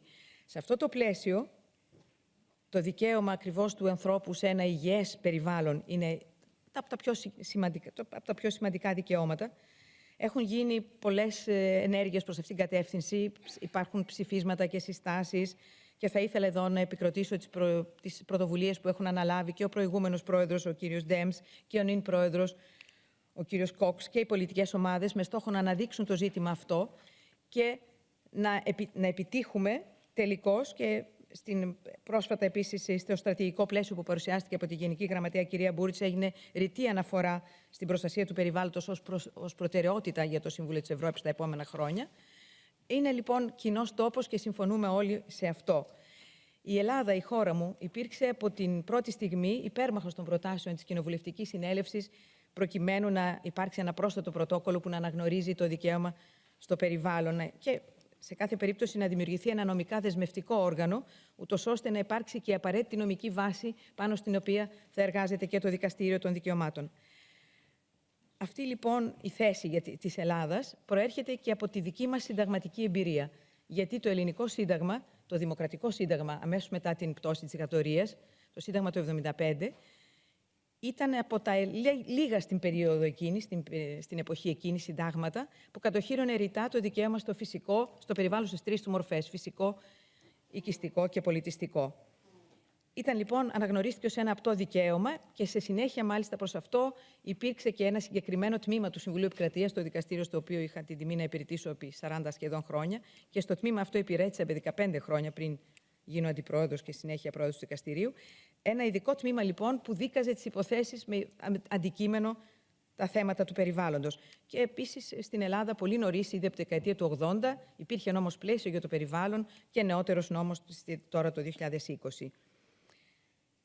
Τα ανθρώπινα δικαιώματα είναι πράγματι οικουμενικά, αδιαίρετα, αναφέρετα, αλεξαρτώμενα και αλληλένδετα. Και το Συμβούλιο της Ευρώπης έχει ένα καθοριστικό ρόλο να παίξει στην υπεράσπιση αυτών, όχι μόνο στη διασφάλιση της δημοκρατίας, του κράτους δικαίου, αλλά και των δικαιωμάτων, στα οποία φυσικά προεξάρχοντα ρόλο, εκτός από την τιμή και την αξιοπρέπεια του ανθρώπου, η υγεία του έρχεται πολύ κοντά. Το ίδιο το δικαίωμα της ζωής τελικά είναι το δικαίωμα σε ένα υγιεινό περιβάλλον. Και γι' αυτό θεωρώ ότι και ο ρόλος της Κοινοβουλευτικής Συνέλευσης είναι πολύ σημαντικός, γιατί πέρα από το νομοθετικό έργο, τις συστάσεις και οδηγίες και όλα τα άλλα κείμενα που μπορούν να προκύψουν, εσείς όλοι, οι εκπρόσωποι των Εθνικών Κοινοβουλίων, μπορείτε να διαδραματίσετε και έναν πολύ σημαντικό παιδαγωγικό ρόλο, μεταφέροντας τα μηνύματα από τα Εθνικά Κοινοβούλια ή αντίστροφα, μπορεί να γίνεται αυτός ο πολύ ενδιαφέρον διάλογος, ώστε να τονίζουμε με κάθε ευκαιρία και να προωθούμε την υπόθεση αυτή της προστασίας του περιβάλλοντος. Ευχαριστώ πολύ. Thank you, Madam President. And I saw my predecessor smiling, sitting over there when you answered with regard to the question of the environment. The next question comes from Madam Ingrid Skau from Norway, and she speaks on behalf of the EPP-CD group. Ingrid? Thank you. Madam President, your country has welcomed and hosted a large number of refugees. And prior to the COVID-19 pandemic, the refugee situation in Greece received considerably more attention in this assembly than it does today. Since it has been overshadowed by the pandemic and then by the Russian aggression in Ukraine. Could you, Madam President, please update us on the situation? What are the conditions in the refugee camps on the Greek islands? And how is their cooperation with other European countries? Thank you.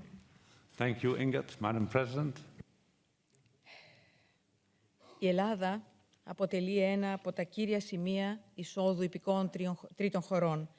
Και νομίζω είναι γνωστό πια σε όλους ότι εξακολουθεί εδώ και χρόνια να δέχεται ένα δυσανάλογο βάρος μεταναστευτικής πίεσης των μεταναστευτικών ροών.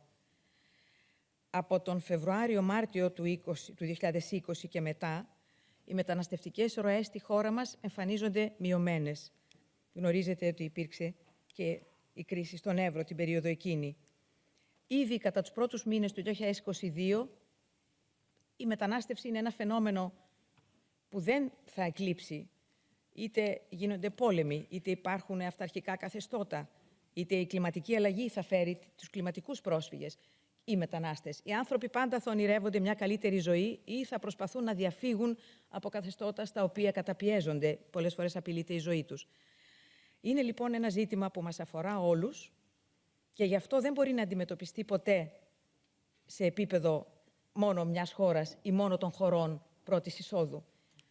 Είναι ένα ζήτημα στο οποίο πρέπει να υπάρξει και σε αυτό να υπάρξει κατάλληλη αλληλεγγύη, όπως έδειξαν τα κράτη του Συμβουλίου της Ευρώπης και η Ευρώπη έδειξε την αντίστοιχη αλληλεγγύη και στην μετανάστευση, στις προσφυγικές ροές που δημιουργήθηκαν από την Ουκρανία. Θα πρέπει να υπάρξει ο συνδυασμός μεταξύ ευθύνης και αλληλεγγύης. Χωρίς αυτό και μια κοινή απόφαση να αναλάβουν όλοι κάποιο μέρος του βάρους, θα δυσκολευτούμε να προχωρήσουμε. Ως προς την Ελλάδα τώρα, για να απαντήσω και στο δεύτερο σκέλος ερώτησης της κυρίας Βουλευτού, έχει μεγάλη βελτίωση η κατάσταση από την κατάσταση στην οποία βρισκόμασταν, η ανεξέλεγκτη μπορώ να πω, αρχική, διότι δέχτηκε, όπως είπα, το μεγάλο κύμα μεταναστευτικών ροών.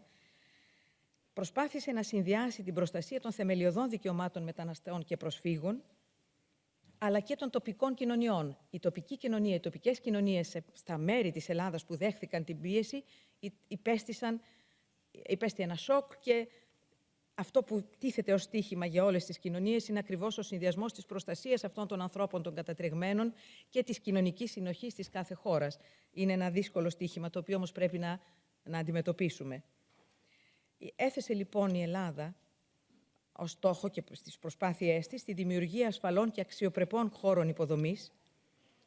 Η Υπηρεσία Ασύλου πλέον εκδίδει αρκετά σύντομα αιτιολογημένες αποφάσεις και πολλές έχουμε υψηλό ποσοστό αποδοχής αιτήσεων. Ένα ζήτημα που υπήρξε επίσης με τα ασυνόδευτα ανήλικα: έχει οριστεί ειδική γραμματέας ασυνόδευτων ανηλίκων και σε συνεργασία με τους εισαγγελείς ανηλίκων μεριμνά για την εξέβρεση στέγης για τους ανθρώπους, για τα παιδιά αυτά. Έχω επισκεφθεί και εγώ αρκετές δομές φιλοξενίας. Πολλές γίνονται και με την υποστήριξη και άλλων κρατών μελών του Συμβουλίου της Ευρώπης. Η Εκκλησία παίζει ρόλο, η τοπική κοινωνία.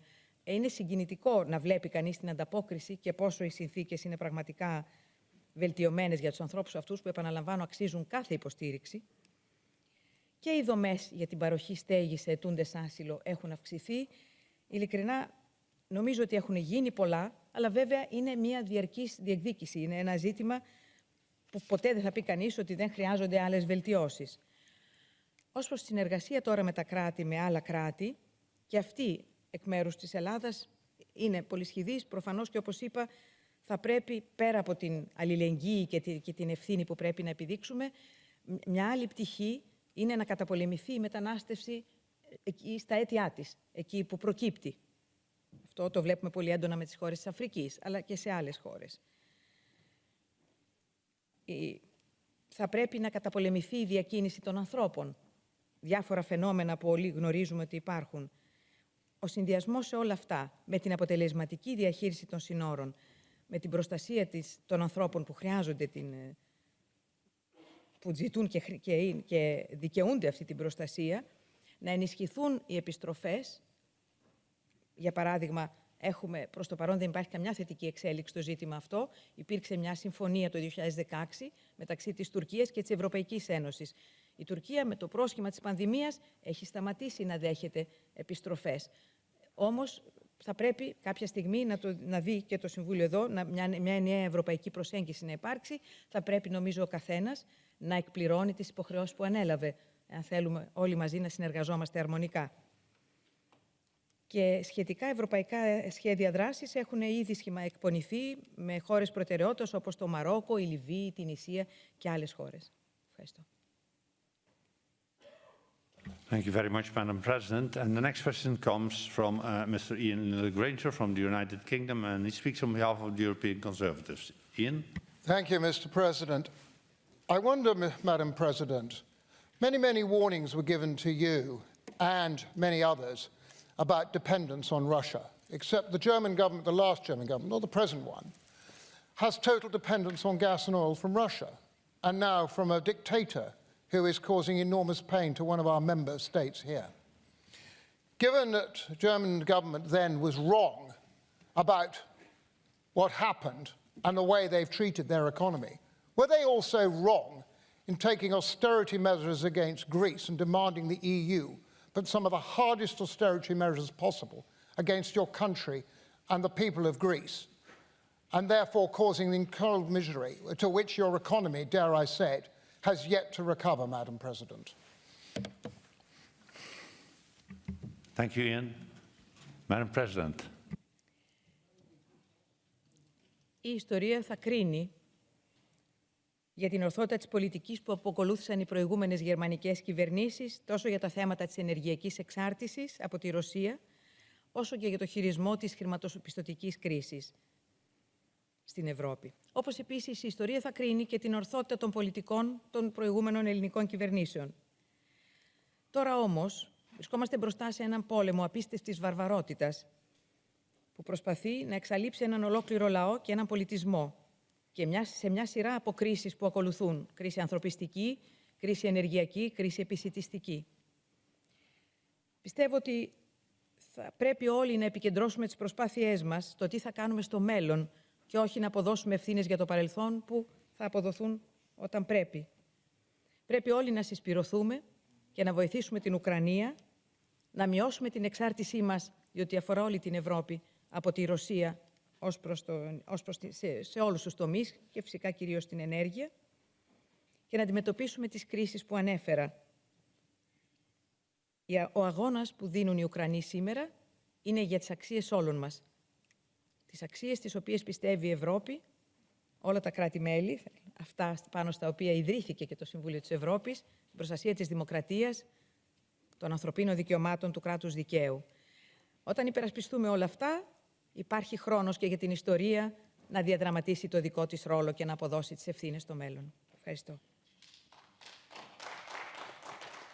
Thank you very much, Madam President. Next question comes from Mr. Julian Bulai from Romania, and Julian speaks on behalf of the group of liberals and Democrats in Europe.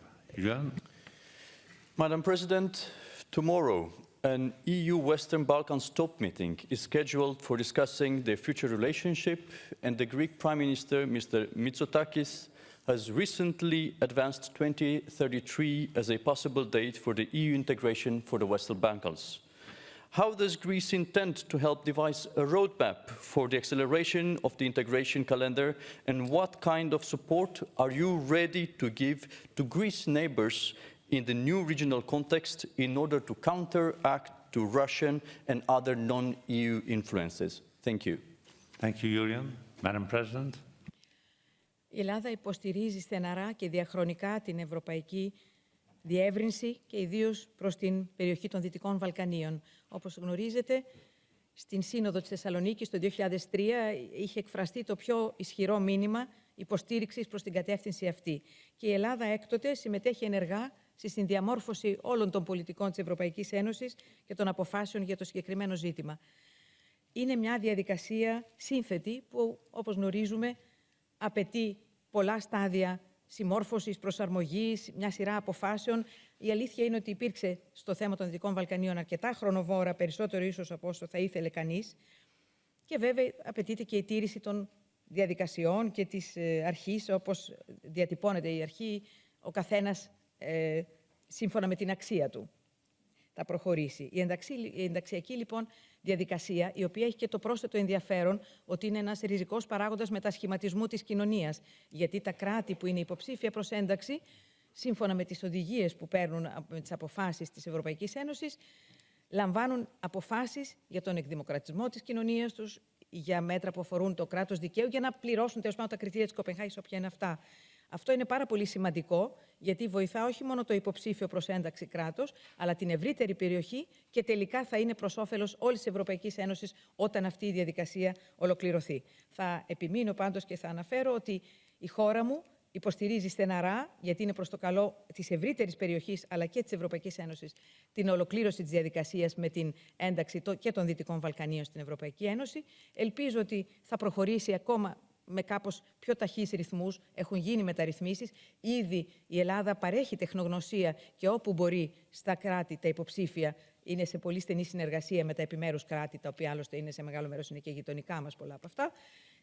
Υποστηρίζουμε λοιπόν το αίτημα αυτό όσο μπορούμε και ελπίζουμε η διαδικασία αυτή να ευοδοθεί. Ευχαριστώ.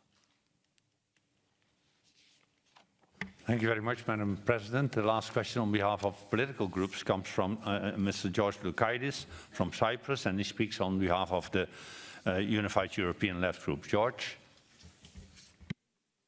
President, εξοχότατη κυρία Πρόεδρε της Ελληνικής Δημοκρατίας, εκ μέρους της ομάδας της Αριστεράς θερμά σας καλωσορίζω και σας ευχαριστώ για την εδώ παρουσία σας. Το ερώτημα που θα υπέβαλα εκ μέρους της ομάδας μου έχει υποβληθεί από την ομάδα των Σοσιαλιστών, οπότε θα αναφερθώ σε ένα άλλο ζήτημα στο οποίο εκτεταμένα μιλήσατε στην ομιλία σας, στην εισήγησή σας. Και αφορά στα κοινωνικά δικαιώματα, αφορά στην προστασία των ευάλωτων ομάδων του πληθυσμού, αφορά στα εργασιακά δικαιώματα, στην αντιμετώπιση του κοινωνικού αποκλεισμού, της φτώχειας, των ανισοτήτων, την διασφάλιση της υγείας, την διασφάλιση της στέγασης και άλλων βασικών δικαιωμάτων για την νεολαία μας. Την υλοποίηση στην πράξη του Ευρωπαϊκού Κοινωνικού Χάρτη, που έχει ξεκινήσει και είναι βασικός πυλώνας αυτού του οργανισμού. Θα ήθελα να μας πείτε πώς ακριβώς ενεργούμε και σε εθνικό αλλά και σε ευρωπαϊκό επίπεδο για τη διασφάλιση αυτών των δικαιωμάτων. Thank you, George. Madam President. Συμφωνώ μαζί σας και το ανέφερα, όπως είπατε και εγώ ήδη, οι ευάλωτες ομάδες του πληθυσμού είναι αυτές που πλήττονται πάντα σε όλες τις κρίσεις. Στην πανδημία, στην κλιματική κρίση, στην απειλούμενη τώρα επισιτιστική κρίση ή και στην ενεργειακή προεχόντως κρίση που ήδη έχει επέλθει μετά την εισβολή της Ρωσίας στην Ουκρανία. Και οι προσπάθειες όλων μας θα πρέπει να δίνουν έμφαση προς αυτή την κατεύθυνση. Πάντα να υποστηρίζονται οι ομάδες αυτές. Αυτό που έχω γνωρίσει και από τη θητεία μου στο δικαστήριο, στο Συμβούλιο Επικρατείας, στο οποίο, όπως ανέφερα ήδη, εργάστηκα για 40 χρόνια σχεδόν, είναι η τεράστια πρόοδος που έχει επιτευχθεί μέσα και από την ομολογία του Ευρωπαϊκού Δικαστηρίου σε σχέση με την προστασία τόσο του περιβάλλοντος όσο και των ευάλωτων ομάδων με πολλά ζητήματα. Όπως γνωρίζετε, στην πολιτική υπάρχει πάντα ένα ζήτημα ισορροπιών των δυνάμεων, ώστε να λαμβάνονται πολλές φορές. Θα υπάρχει μια αντίδραση στο να λαμβάνονται ίσως πιο φιλόδοξες και τολμηρές αποφάσεις. Εκεί είναι η αναγκαία ισορροπία που πρέπει να βρίσκεται κάθε φορά όταν πρόκειται να ληφθούν αποφάσεις.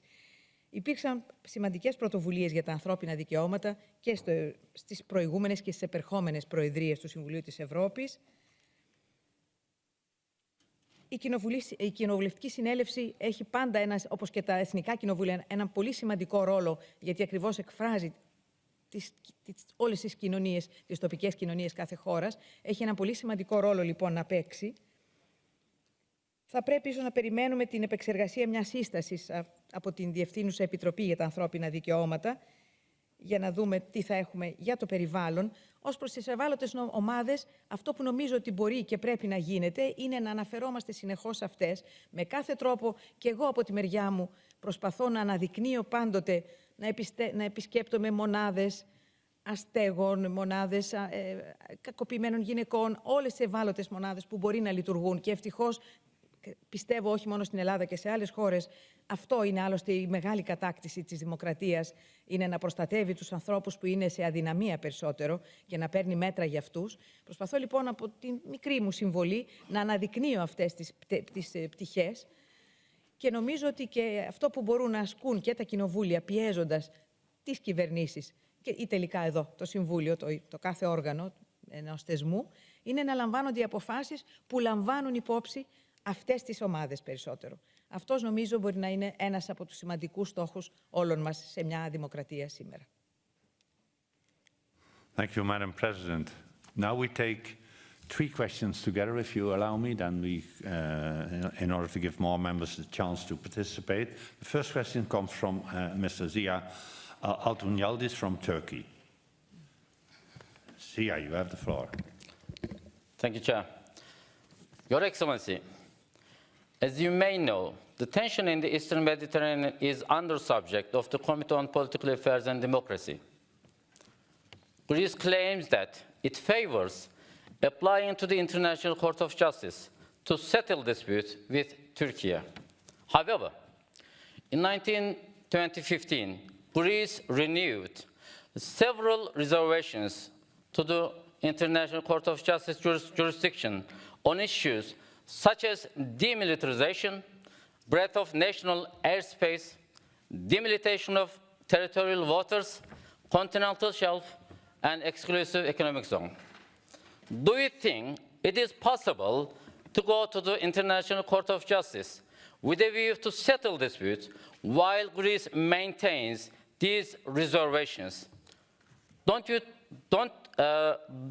Don't you find this very contradictory, Your Excellency? Thank you. Thank you very much, Ian. The next question comes from Madam Arta Bilali Zendeli from North Macedonia. Arta? Thank you. Your Excellency, dear colleagues, dear Chair. I'm coming from North Macedonia, a country that had to change its name and became a member of NATO. It makes us feel more protected nowadays. But unfortunately, the rest, and also North Macedonia as a country from Western Balkans, have open disputes with other countries within the Western Balkans. They are not all members of European Union. They have open disputes, and to be sincere, the spirit of open disputes can be felt even in the Council of Europe. What would be your message to Western Balkan countries that have open disputes among them and are trying to get integrated in the European Union? Thank you. Thank you very much, Arta. And the third question comes from Madam Katalin Sebor from Hungary. Katalin?